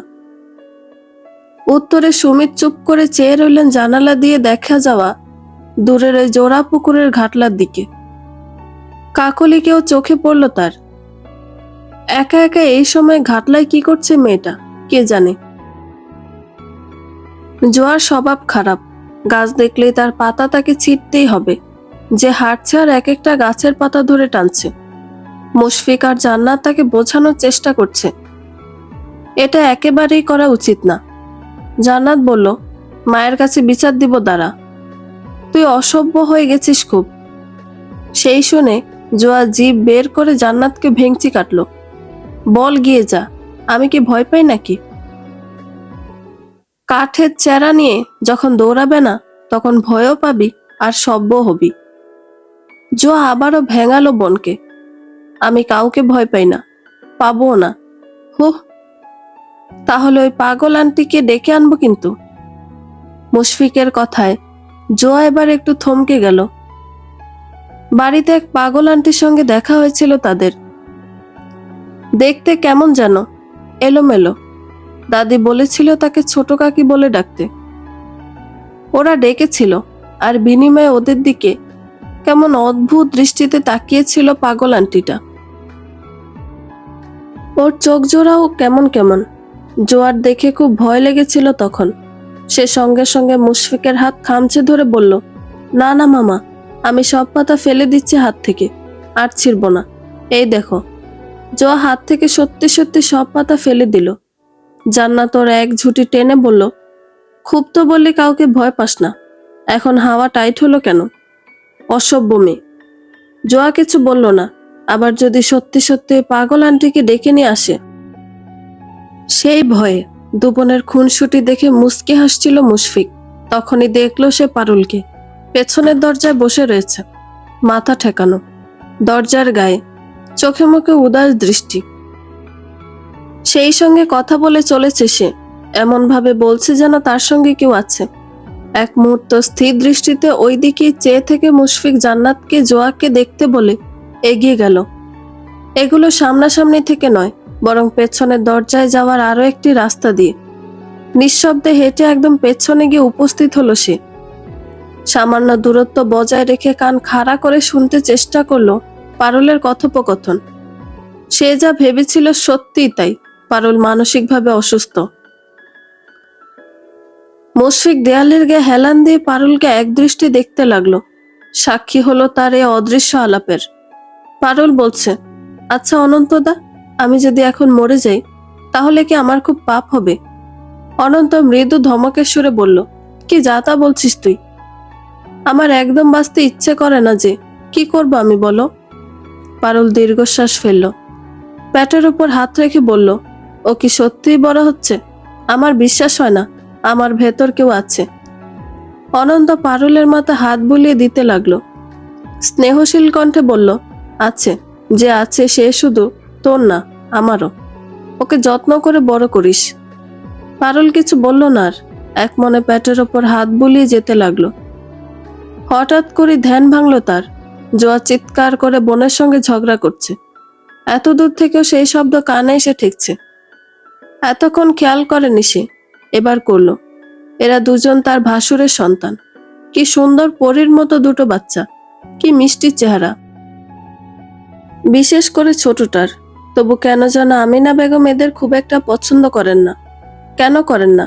ওনার কি শুধু ছেলেই চাই? কেন চাই?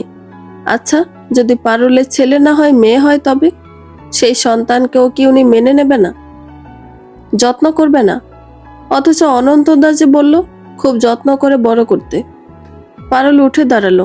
তার পুনরায় শ্বাসকষ্ট হচ্ছে। সে বাড়ির ভেতর যাওয়ার জন্য পেছন ঘুরতেই থমকে গেল। মুশফিক হাসি হাসি মুখ করে দাঁড়িয়ে আছে। এই লোকটাকে পেয়ে ভালো হলো। শাশুড়ির কাছে বলা মিথ্যেগুলো আগে তাকে জানাতে হবে। যদি আমিনা বেগম যাচাইয়ের জন্য মুশফিককে কিছু জিজ্ঞেস করেন তাহলে তো কেল্লা ফতে। আরো একবার ধরা পড়তে ইচ্ছুক নয় পারুল। পারুল ইতস্তত করে বলল, শুনুন। মুশফিক যেন আকাশে চাঁদ হাতে পেল। ভীষণ অবাকে বলল, কি সৌভাগ্য আমার, আপনি আমায় ডাকলেন। পারুলের ভ্রু কুঁচকে গেল। তাতে কি হয়েছে? না মানে ওই সময় আপনাকে ধরার জন্য সামান্য হাতটা বাড়াতে আপনি যেভাবে ধাক্কা দিলেন, আর এখন নিজেই ডাকছেন, ব্যাপারটা ঠিক হজম হচ্ছে না। আচ্ছা যাই হোক, বলুন না কি বলবেন। পারুল কঠিন করে বলল, আমার শাশুড়ি যদি আপনাকে জিজ্ঞেস করে 3 তলার ব্যাপারে। আপনি বলবেন আপনি উঠছিলেন, আর আমি আপনার পিছন পিছন গিয়ে আপনাকে এখানে থাকার জন্য মানা করছিলাম, নিচে নামতে বলছিলাম। বুঝতে পেরেছেন? হঠাৎ এই মিথ্যে কথাগুলো কেন বলতে যাব আমি? আমি বললাম তাই বলবেন। আমি এবারে ছোট চৌধুরীর ছোট বউ। আমার আদেশ নিশ্চয়ই মানতে হবে আপনাকে। মুশফিক ফট করে হেসে ফেললো একথা শুনে। চোয়াল শক্ত হলো পারুলের। উষ্ণবর্ণ গলায় জানতে চাইল, হাসছেন কেন? আমি কি মজার কোনো কথা বললাম নাকি? নিজের হাসি সামলে নিতে নিতে জবাব দিল মুশফিক, না না, একটু ঘাবড়ে গেছি তো আপনার আদেশ শুনে, তাই হাসলাম। আমি আবার ঘাবড়ে গেলে, ভয় পেলে হেসে ফেলি, তাতে আমার স্ট্রেস কমে। বুঝতে পারছেন? অদ্ভুত, বিড়বিড় করে বলল পারুল। যাই হোক, যা বললাম দয়া করে তাই করবেন। এমনিতে আমার পরিস্থিতি এই মুহূর্তে জটিল, আশা করি আপনি তা আরো জটিল করবেন না। পারুল চলে যাওয়ার জন্য পা বাড়াতেই মুশফিক বলে উঠল, আর একটু থাকুন না। ভালোই তো লাগছিল গল্প করে। পারুল দাঁড়ালো, তবে কঠিন করে বলল, আমি কোনো গল্প করছি না আপনার সাথে। বাট আমি তো করছি। এখানে আসাটাই লস হয়েছে জানেন তো। আসার আগে ভেবেছিলাম অনেক মজা হবে, এত বড় রাজমহলে যাচ্ছি, নিশ্চয়ই অ্যাডভেঞ্চার হবে। বাট আসার পর মনে হলো এর চেয়ে শ্মশান ঘাটে গিয়ে বসে থাকলেও বুঝি ভালো হতো। চারদিকে থমথমে বিষণ্ণতা, নীরবতা, কেউ কারো সঙ্গে মিশছে না। একটা উৎসব উৎসব ভাব জমানোর চেষ্টা করছে সকলে ঠিকই, বাট ফাটা ভাবটা কাটছে না তাতে। আমার এরকম মনে হচ্ছে কেন আপনি বলতে পারেন? পারুল বলতে পারে, কিন্তু এই অচেনা আগন্তুকে কতটা কি বিশ্বাস করা যায় তা বুঝতে পারছে না। তাই আপাতত চুপ করে থাকায় শ্রেষ্ঠ ভাবল সে। ভার গলায় বলল, দুঃখিত, আপনার এমন মনে হওয়ার কারণ জানি না। মাত্র এলেন, কিছুক্ষণ পর হয়তো ভালো লাগবে। হতে পারে। আচ্ছা, আপনি কিছু মনে করছেন না তো? আমি এই যে এত কথা বলছি, আসলে গাল গপ্পে মেতে থাকাই আমার স্বভাব। ও, আমার পরিচয়টাই তো দিলাম না। হ্যালো, আমি মুশফিকুর রহমান, ডাক নাম মুশফিক। জবা আপা আমার বড় বোন।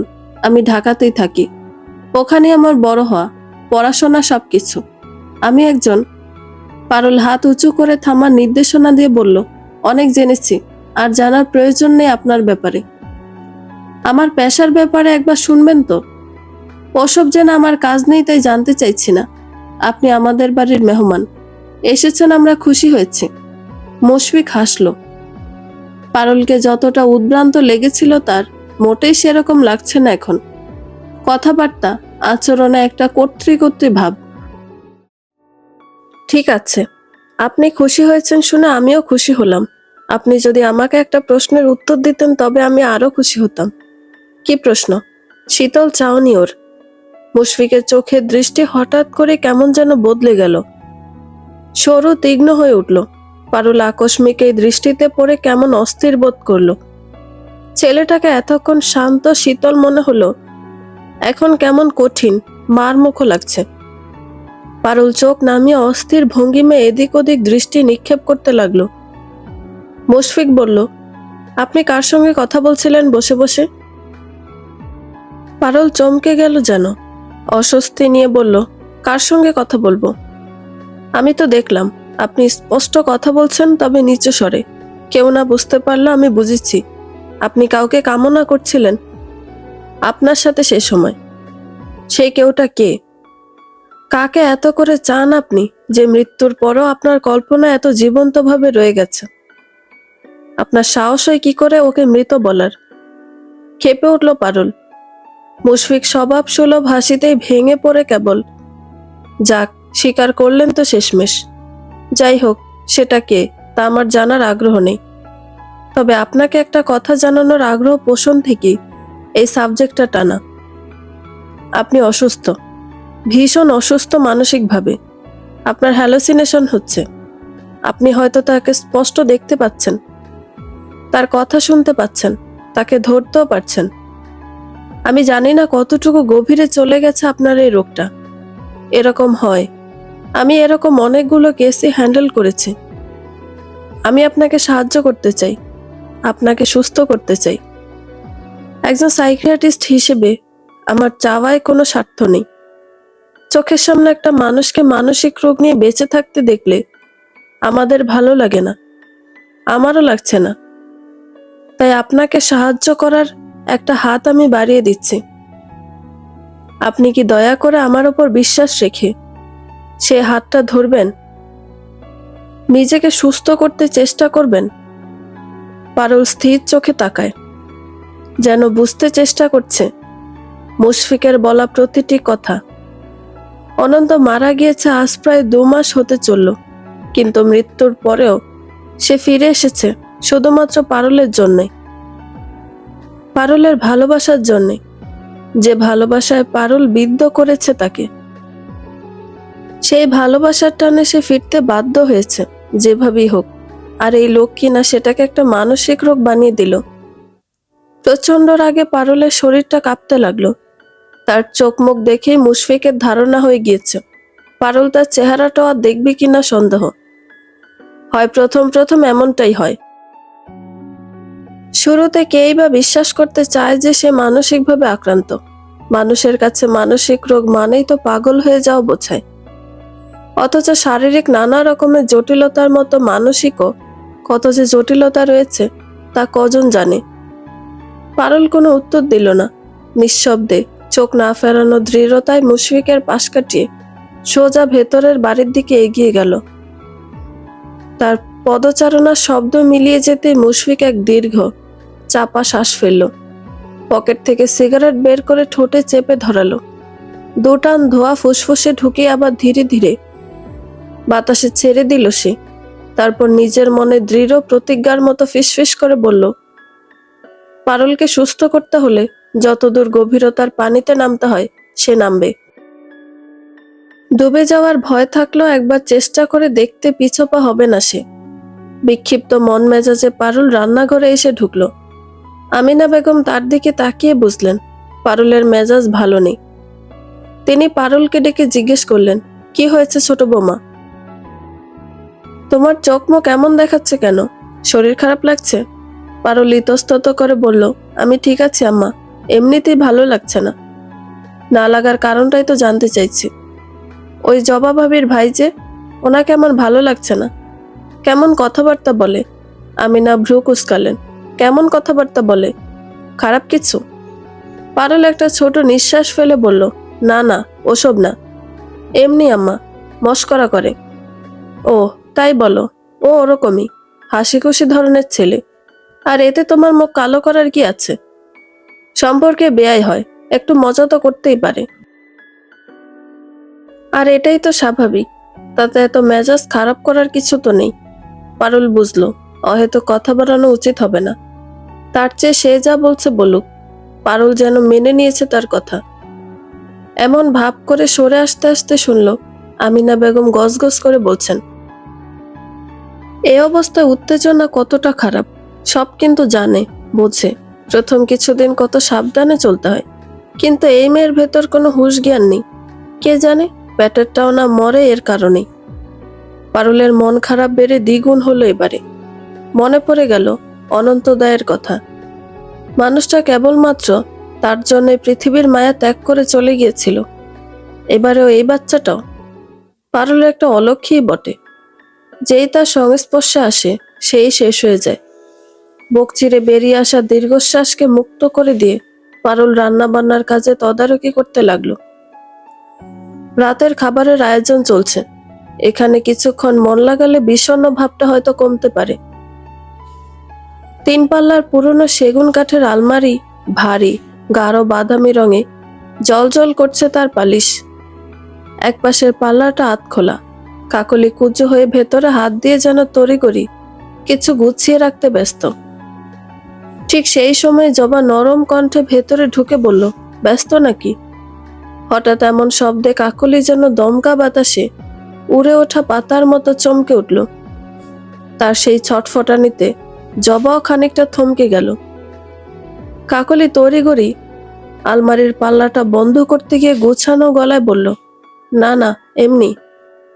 বসো না ভাবি। কিন্তু তাড়াহুড়োয় তার হাতটা আলমারির পাল্লার কোণে আটকে গেল। কাঠের ধারালো চাপ খেয়ে মুহূর্তে আঙুলটা নীলচে হয়ে ফুলে উঠল। কাকলি ব্যথায় চিৎকার করে উঠতেই জবা হুড়মুড় করে এগিয়ে এলো। চিন্তিত গলায় বলল, দেখি তো, সরো কাকলি। কিন্তু কাকলি পাল্লার সামনে বুক চিতিয়ে দাঁড়িয়ে রইল মরিয়া হয়ে, যেন কিছুতেই সরবে না সেখান থেকে। ব্যথায় কুকড়ে গেল আলমারির সামনে আঁকড়ে ধরে দাঁড়িয়ে আছে সে, যেন ওই কাঠের বাক্সটার ভেতরে তার অমূল্য গোপন কিছু লুকানো। শেষমেশ জবা ধৈর্য ধরতে না পেরে জোরে ধরে তাকে সরিয়ে নিল। কাকলির আঙুলটা এক ঝলক দেখে নিয়ে সে যখন আলমারির ভেতরে তাকালো, তখনই বুঝতে পারল কাকলি এতক্ষণ ধরে মরিয়া হয়ে কি বাঁচিয়ে রাখতে চাইছিল চোখের আড়ালে। একটা দীর্ঘশ্বাস বেরিয়ে এলো জবার বুক থেকে। সেই সঙ্গে এক ঝাঁক মায়া এসে দখল করলো তার হৃদয়ের একাংশ। বরাবরই এই মেয়েটার জন্য বড্ড চিন্তা হয় তার। সম্পর্কের নামে দুজনের দা কুমড়ো সম্পর্ক হওয়ার কথা থাকলেও তাদের ভেতরকার মিল দেখলে অচেনা কেউ বোন ভাবতে বাধ্য। জবার চোখটা হালকা সিক্ত হয়ে উঠল। দৌড়ে বেরিয়ে গেল ঘর থেকে। পর মুহূর্তে ফিরে এলো বরফ পানি সমেত একটা বাটি হাতে।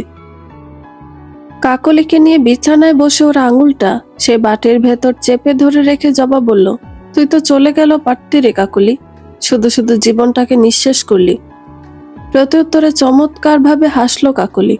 ওই হাসিতে জবা থমকে গেল যেন। এত সুন্দর একটা মেয়ে, পুতুলের মতো চেহারা যার, বয়সের ছাপে ভারী হয়ে উঠেছে শরীর, তবু সৌন্দর্য লুকায়নি মোটেই। চোখের নিচের কালো দাগগুলো কি সুন্দর মিশে গেছে চেহারার সঙ্গে। কে বলবে এই অপরূপ সৌন্দর্যের অধিকারী মেয়েটি এতই অভাগী নিয়তির দিকে দিয়ে। জবা পুনরায় একটি দীর্ঘশ্বাস ফেলে বলল, হাসবি না শুধু শুধু, আমার নিজেরই খারাপ লাগে এসব দেখে। তুই কিভাবে দিনের পর দিন সহ্য করে থাকিস কে জানে। কি করব বলো, ভুল যখন আমার, তখন ভোগ তো আমাকেই পোহাতে হবে, হবে না? ছেড়ে গেলে কি ভুল মাফ হয়ে যেত? কিসের ভুল? মা হতে না পারা কোনো ভুল না, এটা বিধাতার ইচ্ছে। তার ইচ্ছেতে কেউ ছেলে পায়, কেউ মেয়ে পায়, কেউ ছেলে মেয়ে দুটোই পায়, আবার কেউ কিছুই পায় না। তার ইচ্ছা হয়নি তোকে দেওয়ার, তাই দেয়নি, এটা আবার কিসের ভুল? তার চেয়ে তুই চলে যেতি। ছেলে মেয়ে আছে কিন্তু স্ত্রী নেই, মরে গেছে, এরকম কত কত লোক এখনো বিয়ে করার পাত্রী খুঁজছে। এরকম কাউকে দেখে বিয়ে করে নিতি, অন্তত একটা সুস্থ স্বাভাবিক সংসার তো পেতি। অন্যেরই হোক, তবু মা ডাক তো শুনতি। দিন শেষে স্বামীর আদর, ভালোবাসা, সেবা যত্ন সব পেতি। এরকম ধুকে ধুকে মরতে হতো না। দেখাই যায় চোখে, এই কারণে এখানে আসতে ইচ্ছে করে না। চোখের সামনে এসব সহ্য হয় না। জবার হাতের ওপর কাকলি হাতটা রেখে বলল, বাদ দাও না এসব কথা। তার চেয়ে তুমি তোমার গল্প বলো। কেমন আছে শহরে? ভালোই লাগে ওখানে থাকতে তোমাদের? শুনেছি শহর অনেক বড়, কত কত জায়গা আছে ঘোরাফেরা করার। তোমরা কি সেসবে ঘুরতে যাও? জবা একটু যেন নরম হলো এবার। ঢাকা অনেক বড় জায়গা, কত কিসিমের মানুষের বাস সেখানে। নোয়াখালী, বরিশাল, রংপুর, চট্টগ্রাম, এমন কোনো দেশের, এমন কোনো জেলার মানুষ নেই যা সেখানে নেই। সবাই মিলেমিশে থাকে। প্রথম প্রথম খারাপ লাগলো, এখন ভালোই লাগে। ওরা ভালো স্কুলে পড়ছে, তোর ভাইও ওখানে স্বস্তিতে থাকে। আমারও এখন শহরের জীবনযাপনে অভ্যাস হয়ে গেছে, তবে পুরনো দিনগুলোকেও মনে পড়ে ভীষণ। ভেজা মাটির ঘ্রাণ, ঝমঝমিয়ে নামা বৃষ্টিতে ভেজা, কাদামাটিতে ডুবাডুবি করা, চড়ুই ভাতি করা, সবকিছুকে মনে পড়ে। ওগুলো ইট পাথরের নগরে হয় না, ওই স্বাদ গ্রাম বাংলার এই মাটিতেই মিশে আছে। ইস, তোমার কথা শুনে আমার শহরে একবার যেতে ইচ্ছে করছে, দেখতে ইচ্ছে করছে। তোকে তো কতবারই বলেছে যাওয়ার জন্য, তুই তো যাস না। উনি এত ব্যস্ত থাকেন, কে নিয়ে যাবে? আমার সাথে যাবি এবার? নিয়ে যাবে, যেতে দেবে উনি? যদি না দেয়, আম্মাকে বলবি, আম্মা নিশ্চয়ই খুশি হবেন। তাছাড়া উনি তো চানই তুই কিছুদিনের জন্য এ বাড়ি থেকে দূরে থাক। কাকলি অবাক হয়ে বলল, কেন? আম্মা এরকম কিছু বলেছেন? জবা চুপ করে রইল। আমিনা বেগম খুবই নোংরা ইঙ্গিতপূর্ণ কথা বলেছেন, সেটা কাকলিকে জানানো ঠিক হবে কিনা বুঝতে পারছে না সে। শুনলে কাকলির মন ভেঙে খান খান হবে। এমনিতেও মেয়েটা অসম্ভব দুঃখী, অভাগী। ওর দুঃখগুলো ভাগ করে নেওয়ার মতো কেউ নেই। জবা থাকলে হয়তোবা কিছুটা হলো ভাগ করে নিতে পারত, কিন্তু জবারাও এই মহল ছেড়ে চলে গিয়েছে প্রায় 4 বছর হতে চলল। আর পারুল, তার সঙ্গে কাকুলির সম্পর্ক কতটা ভালো জবা বুঝতে পারে না। একবার মনে হয় ভালো, আবার মনে হয় কাকলি ওকে ঠিক সহ্য করতে পারে না। অস্বাভাবিক কিছু না, স্বামীর ভালোবাসা ভাগ হয়ে গেছে, যা সে দিতে পারেনি তাই পারুল দিচ্ছে। তাকে সহ্য করতে পারা কতটাই বা সহজ। জবাকে চিন্তাগ্রস্ত দেখে কাকলি মৃদু ধাক্কা দিয়ে বলল, কি হলো ভাবি, বলো না। আম্মাকে কিছু বলেছেন এ ব্যাপারে? ও, জবা ধাতস্থ হলো। কিছু না বলার সিদ্ধান্ত নিয়ে বলল, না, আমার মনে হলো আর কি। সেও তোকে নিয়ে অনেক চিন্তা করেন। আমাদের সঙ্গে গেলে তোর মন কিছুদিন ভালো থাকবে, এই ভেবে হয়তো রাজিও হতে পারেন। ও, তাই বলো। আম্মা আমাকে বলছিলেন বাবার বাড়ি যাওয়ার জন্য, আমি রাজি হইনি। সেই তো সবকিছু মেনেই থাকতে হবে, চোখের সামনে দেখতেই হবে। আজীবন মন খারাপের ভার বুকে চেপেই বাঁচতে হবে। শুধু শুধু কটা দিনের জন্য সুখ করে আর হবেটাই বা কি? তার চেয়ে থাকুক, বাদ দাও। এখানে আছি, এখানেই থাকবো। আরেকবার ভেবে দেখ, আমাদের সঙ্গে গিয়ে 2 দিন থেকে আয়। যখন খুব ক্লান্ত হয়ে পড়বো তখন না হয় ভাববো ভাবি। এখনো অনেক কিছু সইবার ক্ষমতা এবকে আছে। তুমি আমায় নিয়ে এত ভেবো না। এসেছো কয়দিনের জন্য, ফুরফুরে মেজাজে থেকে যাও। কাকলির আশ্বস্ত ভরা কথায় জবার চিন্তা এতটুকু কমে না। অবাক লাগে তার, একটা মেয়ের হৃদয় কতখানি শক্ত হলে চোখের সামনে এত সব দেখেও নীরবে সহ্য করতে পারে। পরিস্থিতি মানুষকে কত নাকি শিখিয়ে দেয়। রাতের খাবারের টেবিলে আজ যেন ছোটখাটো এক উৎসব নেমে এসেছে। সারাদিন যার যার কাজে ব্যস্ত থাকলো, এই একটি সময় সবাই একসঙ্গে বসেছে এক টেবিলে। লম্বা টেবিল জুড়ে সাদা মখমলি টেবিল ক্লথ, তার ওপর সারি সারি গরম ধোয়া ওঠা বাঙালিয়ানা খাবারের থালা। চারদিকে গ্লাসে ঝনঝন শব্দ, নরম গুঞ্জনের মতো কথোপকথন আর রান্নার ঘ্রাণ মিলে এক অদ্ভুত আরামদায়ক পরিবেশ তৈরি করেছে। আমিনা বেগম টেবিলের মাঝ বরাবর, তার দুই পাশে ভরসার মতো হয়ে বসে আছেন তার 2 ছেলে সুমিত এবং সৌরভ। সুমিত নিজের চেয়ারের পেছনে দাঁড়াতেই জবা আলতো করে হাত বাড়িয়ে তার চেয়ার টেনে দিল। সুমিতের পাশে বসেছে জয়া আর জান্নাত। 2 বোনের মাঝে চাপা উত্তেজনা বিদ্যমান। ওদিকে কাকলিয়া গৃহকর্মীকে সঙ্গে নিয়ে ব্যস্ত হাতে প্লেট সাজিয়ে দিচ্ছে সবার সামনে। বাড়ির সবার রুচি সে মুখস্থ জানে বলি ঘরোয়া সহজ স্বরে জিজ্ঞেস করছে, প্লেটে আর ভর্তা লাগবে, কিংবা ইলিশটা পাতে তুলে দেব? টেবিলে সাজানো আছে একের পর এক দেশি স্বাদের আয়োজন। মাটির হাঁড়িতে ধোয়া ওঠা দেশি মাছের বিরান, পাশে কাঁচা পেঁয়াজ, লেবু আর কাঁচামরিচ, বিভিন্ন রকম ভর্তার সারি, আলু ভর্তা, বেগুন পোড়া ভর্তা, ধনেপাতা, টমেটো, টক মিষ্টি ভর্তা, এমনকি শুকনা মরিচ ভেজে ঘি দিয়ে কাঁচা লবণ মাখানো এক বিশেষ ধরনের মরিচ ভর্তা আলাদা করে রাখা। গরম ভাতের পাশে রূপালী কাঁসার বাটিতে সর্ষে ঝোলের তীব্র ঘ্রাণ। ছোট বাটিতে ঘি, টক দই আর শুটকি ভর্তা ঝাঁঝালো আকর্ষণ। গরুর মাংসের পাতলা ঝোলের ভেতর আস্ত পটল ভাসছে। লোভনীয় সব খাবার চোখ মেলে চেয়ে আছে যেন।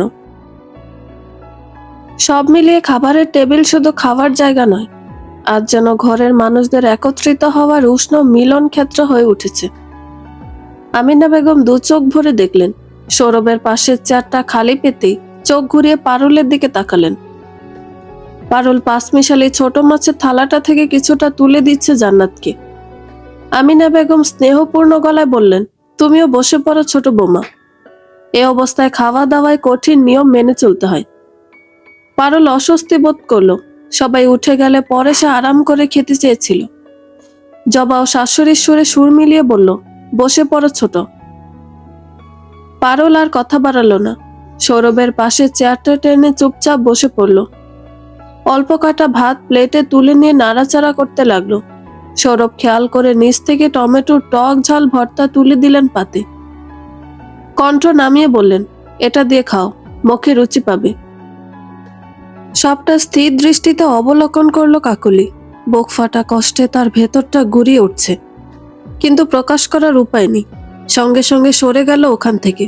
আমিনা বেগমের পাতে এটা ওটা তুলে দিতে দিতে নিজেকে ব্যস্ত করে ফেললো, আর চোখে সৌরভ আর পারুলের দিকে তাকাতে ভুলল না।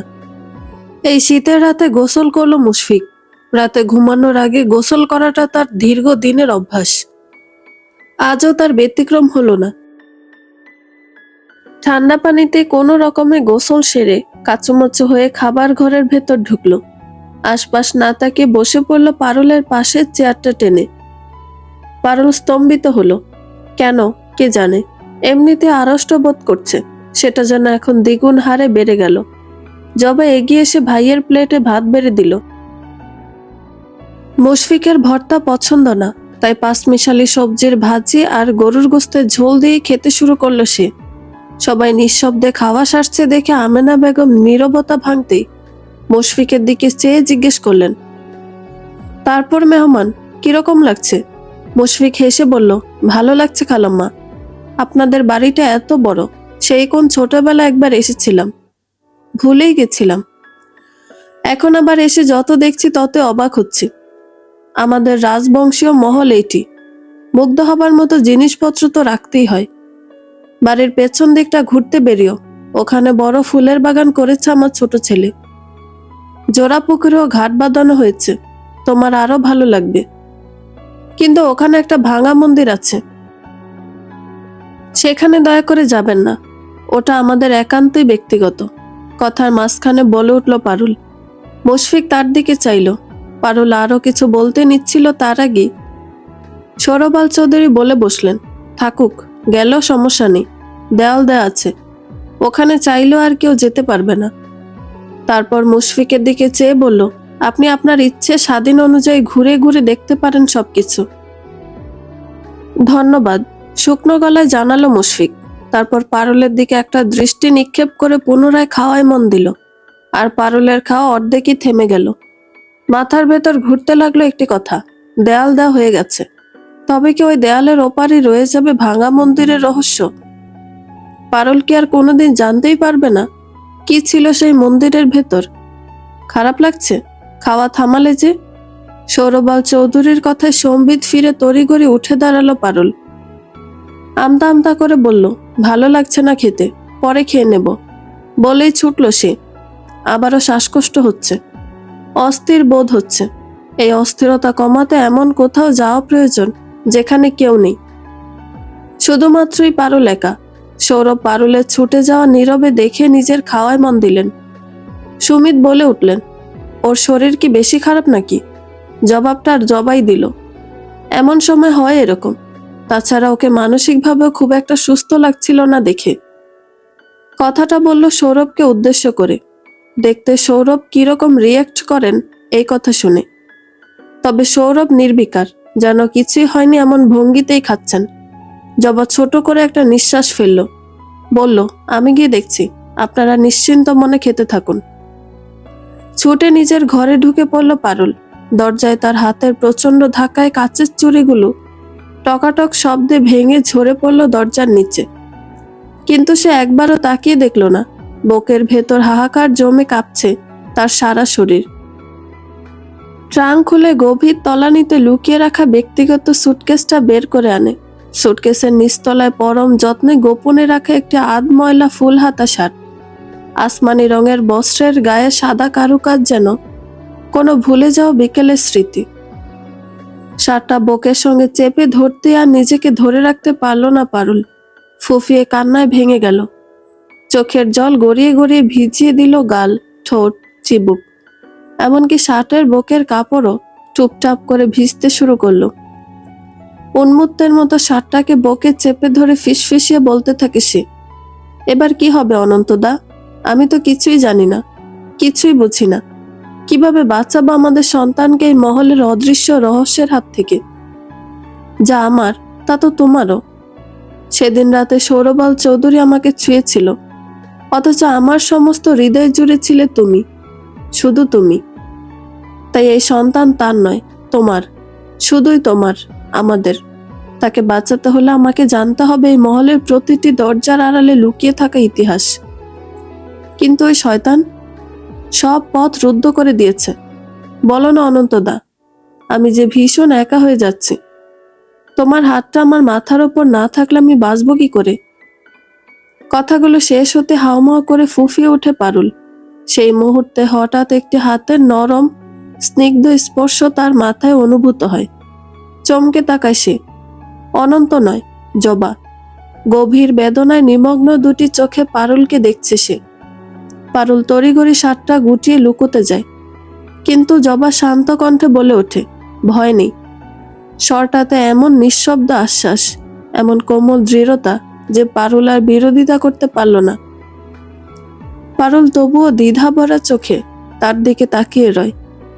জবা নিজেই শার্টটা নিয়ে সুটকেসে ঢোকায়, তারপর ট্রাঙ্কে ঝাঁপিয়ে আটকে পারুলকে নিয়ে বসে বিছানার ওপর। পারুলের শরীরটা গরম, জ্বর আসার সম্ভাবনা। জবা তাকে শুইয়ে দিয়ে গায়ের উপর মোটা কম্বল টেনে দেয়। পারুল বাধ্য মেয়ের মতন এইটুকু স্নেহ গ্রহণ করল। কতদিন বাদে কেউ একজন সত্যিকারের মমতায় তার মাথায় হাত রেখেছে। জবা বসলো পারুলের পাশে। ওর চুলের ভেতর বিলি কাটতে কাটতে বলল, খুব খারাপ লাগছে? তবে উত্তর এলো না কোনো। জবা উত্তরের আশা করেনি।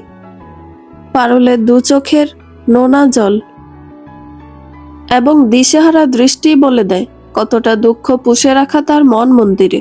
অসহায় লাগে জবার। এই অভিশপ্ত মহলের ওপর রাগ ওঠে হঠাৎ করে। এ বাড়িতে যেই আসে সেই একরাশ দুঃখ পোষে। কেন পোষে? এই বাড়ির মেয়ে ভাগ্য এমন কেন? কেন একটি মেয়ে এত অবাগী হয়েও এই বাড়িতে মুখ গুজে পড়ে থাকতে চায়? কেন মুক্তি হয় না এদের? নিজের ভাবনার গতিপথে লাগাম টানে জবা। পারুলের দিকে তাকিয়ে নরম কণ্ঠে জানতে চায়, এত কি দুঃখ তোমার? নতুন অতিথি আসছে, তোমার তো এখন সুখের দিন, তাও এত কাঁদছো কেন? কে হারিয়ে গেছে? অনেক আপন কেউ? ঝরঝর করে কেঁদে ফেললো পারুল। দুহাতে আঁকড়ে ধরলো জবাকে। জবার বুকে রুমে মুখ গুজে কেঁদে চলল অনবরত। কান্নার দমকে থেমে থেমে কেঁপে উঠছিল শরীর। জবা ভয় পেয়ে গেল। এত কাঁদলে মেয়েটা অসুস্থ হয়ে পড়বে। গায়ে তাপমাত্রা বাড়ছে। জবা পারুলকে ধরে বসালো, জোর করে একটু পানি খাওয়ালো। দুহাতে চোখের পানি মুছে দিয়ে বলল, চুপ হও, একদম কাঁদবে না। কি এমন হয়ে গেছে যে এত কাঁদতে হবে? চুপ হও প্লিজ, চুপ হও পারুল। তখন হেসকে উঠছে মেয়েটার। জবার মন ভেঙে গেল। কি এমন দুঃখ পুষে রেখেছে? জানার তীব্র কৌতূহল হলো। পারুলকে নিজের বুকের ভেতর ঢুকিয়ে নিয়ে খানিকটা সময় দিল ধাতস্থ হওয়ার জন্য। যখন কমে এলো পারুলের আহাজারি, আর্তনাদ, তখন জবা বলল, কি হয়েছে পারুল? তুমি এভাবে কাঁদছিলে কেন? সৌরভ কিছু বলেছে? আম্মা কিছু করেছে? কি হয়েছে বোন? আমাকে বড় বোন ভেবে বলতে পারো, আমি তোমায় সাহায্য করব। পারুল মুখ তুলে তাকালো, চোখে মুখে অবিশ্বাস। জবা বুঝতে পেরে ভরসা দিয়ে বলল, আমায় বিশ্বাস করতে পারো। আমিও তোমারই মতন এই বাড়ির একজন বউ শুধু। এটাই আমার পরিচয়। এর বাইরে এই বাড়ির কিছুতেই আমি জড়িত নই, আর না জড়ানোর ইচ্ছে আছে। আমার কাছে তুমি বা কাকলি বা ঝর্ণা সবাই বোনের মতোই। আমায় বলতে পারো, নির্দ্বিধায় মনের প্রতিটি পাতা খুলতে পারো। ছোট বড় বেশ কয়েকটি নিঃশ্বাস ফেলল পারুল। দম বন্ধ লাগছে তার। এই অনুভূতির মুক্তি হতে পারে বুকের ভার হালকা হলে। আর সেই ভার হালকা করবার উপায় একটি, কারো সঙ্গে তা ভাগ করে নেওয়া। সেই কেউটা হয়তো জবাই। নইলে আজ কেন এত মন চাইছে তার হৃদয়ে চলা এই রক্তক্ষরণের প্রলেপ কারো কাছে চাইতে। পারুল কিছুটা দূরে সরে জানালার সঙ্গে পিঠ মিশিয়ে বসে। জুবুথুবু হয়ে ধীর কণ্ঠে বলতে শুরু করে, অনন্তদায়ের সঙ্গে আমার পরিচয় যদি হিসেব করে বলি, তবে 6 বছরের, আর হিসেব ছাড়া অনেক দিনের। কাছাকাছি পাড়ায় বাড়ি ছিল আমাদের। প্রায় সপ্তাহে দেখা হতো, স্কুলে, খেলতে গিয়ে কিংবা রাস্তায়। আমার নাকটা একটু বোচা ছিল বলে সে আমায় নাক বুচনি ডাকত। তখন খুব রেগে যেতাম, তাকে সহ্য হতো না। পিঠ পিছনে শয়তান ছেলে বলে ডাকতাম। একদিন সেই শয়তান ছেলেটাই আমার শিক্ষক হয়ে আমায় পড়াতে এলো বাড়িতে। ভীষণ ব্রিলিয়ান্ট ছিল অনন্তদা। শুধু পড়াশোনাই না, যে কোনো বিষয়ে তার জ্ঞান ছিল চর্চা করবার মতো। আচরণেও বেশ ভালো। গ্রামের সবার চোখে সে খুবই নম্র, ভদ্র, বিনয়ী গোছের একজন। এই নরম সরম ছেলেটাকে শুধু আমার চোখেই শয়তান মনে হতো। ভদ্র শয়তান। মুখোশের আড়ালে সবসময় আমায় খেপানো, আমায় রাগানো, আমায় উস্কে দেওয়া। একটা তিক্ততা থেকে তার কাছে পড়তে শুরু করি। কিন্তু আমার দাদি বলতেন, যে যা নিন্দে সে তা পিন্দে। এ অসম্ভব শয়তান, অসহ্য রকমের ছেলেটাই একদিন আমার জীবনের সবকিছু হয়ে দাঁড়ালো। আমাদের সম্পর্কটা ছিল রামধনুর চেয়েও রঙিন। কি হাস্যোজ্জ্বল, প্রাণচঞ্চল সেসব মুহূর্ত। আজও মনে পড়ে। চোখ বুজলে মনে হয় এই যে সব ছুঁতে পারছি। ভীষণ রকমের ভালো লাগায় জড়িয়ে পড়ি আমি। তারপর একদিন সুযোগ বুঝে খাতার পৃষ্ঠায় আই লাভ ইউ লিখে জানিয়ে দিই। অনন্তদা এরপর আমায় খুব বকাঝকা করলো, বোঝালো আমি তো নাছোড় বান্দা, কিছুতেই কিছু শুনবো না। তাকে প্রেম করতেই হবে এমন জোরাজুরি, নয়তো না খেয়ে থাকবো, পড়বো না, এমনকি ছাদ থেকে লাফিয়ে পড়ে যাব। কত কি ভয় যে দেখালাম। বুঝতে পারতাম অনন্তদাও আমায় পছন্দ করে কোথাও না কোথাও, কিন্তু আমাদের মধ্যে সবচেয়ে বড় সমস্যাটা ছিল ধর্ম। সে হিন্দু আর আমি মুসলমান। এটা কি হয়? সমাজের চোখে তো হয় না। আর আমার চোখে ভালোবাসায় জাত পাত বর্ণ ধর্ম কিছুই মানি না। ভালোবাসা মানে ভালোবাসা, ব্যাস। অনন্তদা আমায় অনেকভাবে বোঝানোর চেষ্টা করে, শেষে না পেরে একদিন নিজে হার স্বীকার করে, জানিয়ে দেয় সেও আমায় পছন্দ করে, ভালোবাসে। তবে ব্যাপারটা যেন আর কেউ না জানে। আমরা দুজন যখন বড় হব, তারপর ভাবা যাবে আগে কি করা যায়। আমিও মেনে নিই। আমাকে শুধু মানুষটা ভালোবাসুক, এইটুকু ছাড়া আর কিচ্ছু চাইনি সেই সময়। আর সে বেশিও ছিল। অসম্ভব ভালোবাসায় গেঁথেছিল আমাকে। আমার বাস্তব, আমার কল্পনা, ওই একটি মানুষই মিশেছিল ছায়ার মতো করে। আমি কোনোদিন কল্পনাও করিনি তাকে হারাবো, হারাতে হবে। এই দু চোখে তাকে ছাড়া একটি দিন দেখতে হবে, তার কণ্ঠ ছাড়া একটি রাত কাটাতে হবে। তাকে ছোঁয়া ছাড়া আমার দিনগুলো কেটে যাবে স্রোতের মতো। পারুল সশব্দে দীর্ঘশ্বাস ফেলে। জবা হারিয়ে গেছিল কথার ভাঁজে। চকিতে জানতে চাইল, তারপর? তোমায় ছেড়ে চলে গেল কেন লোকটা? এত ভালোবাসলো যাকে, তাকে ফেলে কেউ চলে যেতে পারে? পারে না। পারুল একদণ্ড চুপ করে থেকে পুনরায় বলল, পারে না দেখেই তাকে সরে যেতে বাধ্য করা হয়েছে। আমার সবচেয়ে প্রিয় মানুষ, আমার সবচেয়ে আপনজন, আমার সব স্বপ্নের সঙ্গী যে, তাকে তাকে আমার বাবা খুন করেছে। তীব্র চমকে আঁতকে উঠে জবা। তীব্র উত্তেজনায় গলার স্বর বুঝে আসছে তার। কোনো ক্রমে বলল, কেবল কি কি বলছো কি তুমি পারুল? পারুল মাথা ঝাঁকায়। হ্যাঁ, সত্যি বলছি। একদিন রাতে পড়াতে এসেছিলেন আমাকে। ততদিনে তাদের মনে সন্দেহ হয়েছিল আমাকে আর তাকে নিয়ে। আমারই বাড়াবাড়ি রকমের আচরণে তা প্রকাশ পেয়েছিল। সে রাতে আমি তার হাত ধরে বসেছিলাম। বারবার সে মানা করছিল, হাত ছাড়িয়ে নিচ্ছিল, আর আমি অবুঝের মতন তার হাত ধরে বলেছিলাম, থাকুক না আমার হাতে তোমার হাত, তুমি অঙ্ক করো, আমি তোমায় দেখি। বুঝতে পারিনি, সেই শেষ স্পর্শ বলেই বুঝছি হৃদয়টা এত অবাধ্য হয়েছিল সেদিন। বাবা হঠাৎ করে ঘরে এসে আমাকে অনন্তদায়ের হাত ধরা অবস্থায় দেখে ফেলে। তারপরের গল্পটা করুন।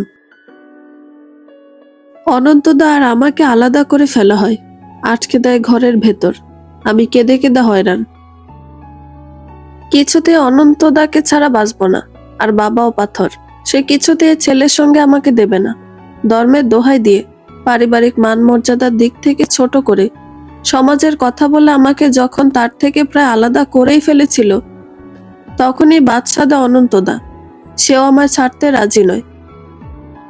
বাবা শর্ত দিয়ে বসে, তাকে মুসলিম হতে হবে। তাতে রাজি হয় না অনন্তদা। সে আমায় ভালোবেসেছিল, তার ধর্মকেও সম্মান করত। তারপর আমি ভেবেচিন্তে পালিয়ে যাওয়ার সিদ্ধান্ত নিই। আমার বাড়িতে কেউ আসতে পারতো না, এলেও কেউ আমার সাথে দেখা করতে পারতো না। আমায় একেবারে আটকে দিয়েছিল তারা। কিন্তু কেমন করে জানি অনন্তদা এসেছিল। রাস্তার মাথায় দাঁড়িয়ে পাথরের কাগজ মুড়িয়ে ছুঁড়েছিল ঘরের ভেতর। লেখা ছিল সেখানে, যদি ভালোবাসি তবে যেন চলে আসি, আর সময় নেই। আমিও জানিয়ে দেই চলে আসব। আজকের রাতটাতেই আমরা এক হব, আর কোনো বাধা মানব না। কিন্তু সেই রাতেই থমকে গভীর নিঃশ্বাস টেনে নেয় পারুল। ভেজা স্বরে বলে, এরপর অনন্তদাকে হত্যা করা হয়, তাকে ধরে এনে লোক দিয়ে পিটিয়ে মারা হয়, যেন বাবার ওপর সন্দেহ না আসে। তাই এই কাজ ডাকাতদের কিংবা কোনো দুর্বৃত্তরা করেছে সেই প্রমাণে তারা 3 টুকরো করে তার শরীরটাকে, সঙ্গে কিছু গয়নাও দিয়ে দেয়। পুলিশে টাকা খাইয়ে এলাকার চেয়ারম্যানের সঙ্গে বোঝাপড়া করে প্রমাণ করাতে সক্ষম হয় যে রাতের আধারে পালিয়ে এসেছিল সঙ্গে স্বর্ণ নিয়ে। সেই স্বর্ণের লোভেই খুন হতে হয় তাকে ডাকাতদের হাতে পড়ে। আমি সবটা শুনেছিলাম পরদিন বিকেলে, আর তখনই বুঝেছিলাম এ কাজ আমার বাবার ছাড়া কারো না, হতেই পারে না। তারপর আস্তে আস্তে সত্যিটা সত্যিই প্রকাশিত হয়েছে। জানতে পেরেছি আমার ধারণাই ঠিক, শুধু জানতাম না এসবের সঙ্গে আরো একটি ক্ষমতাশালী মানুষের হাত রয়েছে। স্তম্ভিত গলায় জবা শুধালো, কে? পারুল শীতল কণ্ঠে জবাব দিল, সৌরবাল চৌধুরী। জবাকে দেখে মনে হলো আকাশটা তার মাথার ওপর ভেঙে পড়েছে এই মুহূর্তে। বিস্ময় নাকি বিহ্বলতা কে জানে। সে পুনরায় কিছু জিজ্ঞেস করার কিংবা বলার ভাষা হারিয়ে ফেলল। যা দেখে অবাক হলো পারুলও। সৌরবাল চৌধুরীর আসল রূপটা সম্পর্কে কিছুই কি জানেন না বড় ভাবি? এত বছর ধরে এবারের একজন সদস্য যিনি, তার চোখে কি কিছুই ধরা পড়েনি? নাকি সবকিছু জেনে বুঝো নাটক করছে জবা ভাবি? তবে কি আবার একজন ভুল মানুষকে বিশ্বাস করে বোকামি করলো পারুল? অনেকগুলো প্রশ্ন প্রায় হুড়মুড়িয়ে ঢুকলো পারুলের মস্তিষ্কে। বাইরে চারদিক ভাসিয়ে নেওয়া জ্যোৎস্না আজ জানালার ফাঁক গলে ঢুকে পড়ছে ভেতরে। পারুলের পিঠে লুকোচুরি খেলছে তারা। খানিকটা ছিটে আসছে চেহারাতেও। সেই নরম স্নিগ্ধ আলোয় পারুলের মুখখানা বড়ই চিন্তিত দেখালো। বন্ধুরা, গল্পটি ভালো লেগে থাকলে একটা লাইক করে দিবেন, এবং গল্প সম্পর্কে কোনো মতামত জানানোর থাকলে কমেন্ট করতে পারেন। গল্পের বাকি অংশ শোনার জন্য চ্যানেলটি সাবস্ক্রাইব করে পাশেই থাকবেন। ধন্যবাদ সবাইকে, ভালো থাকবেন।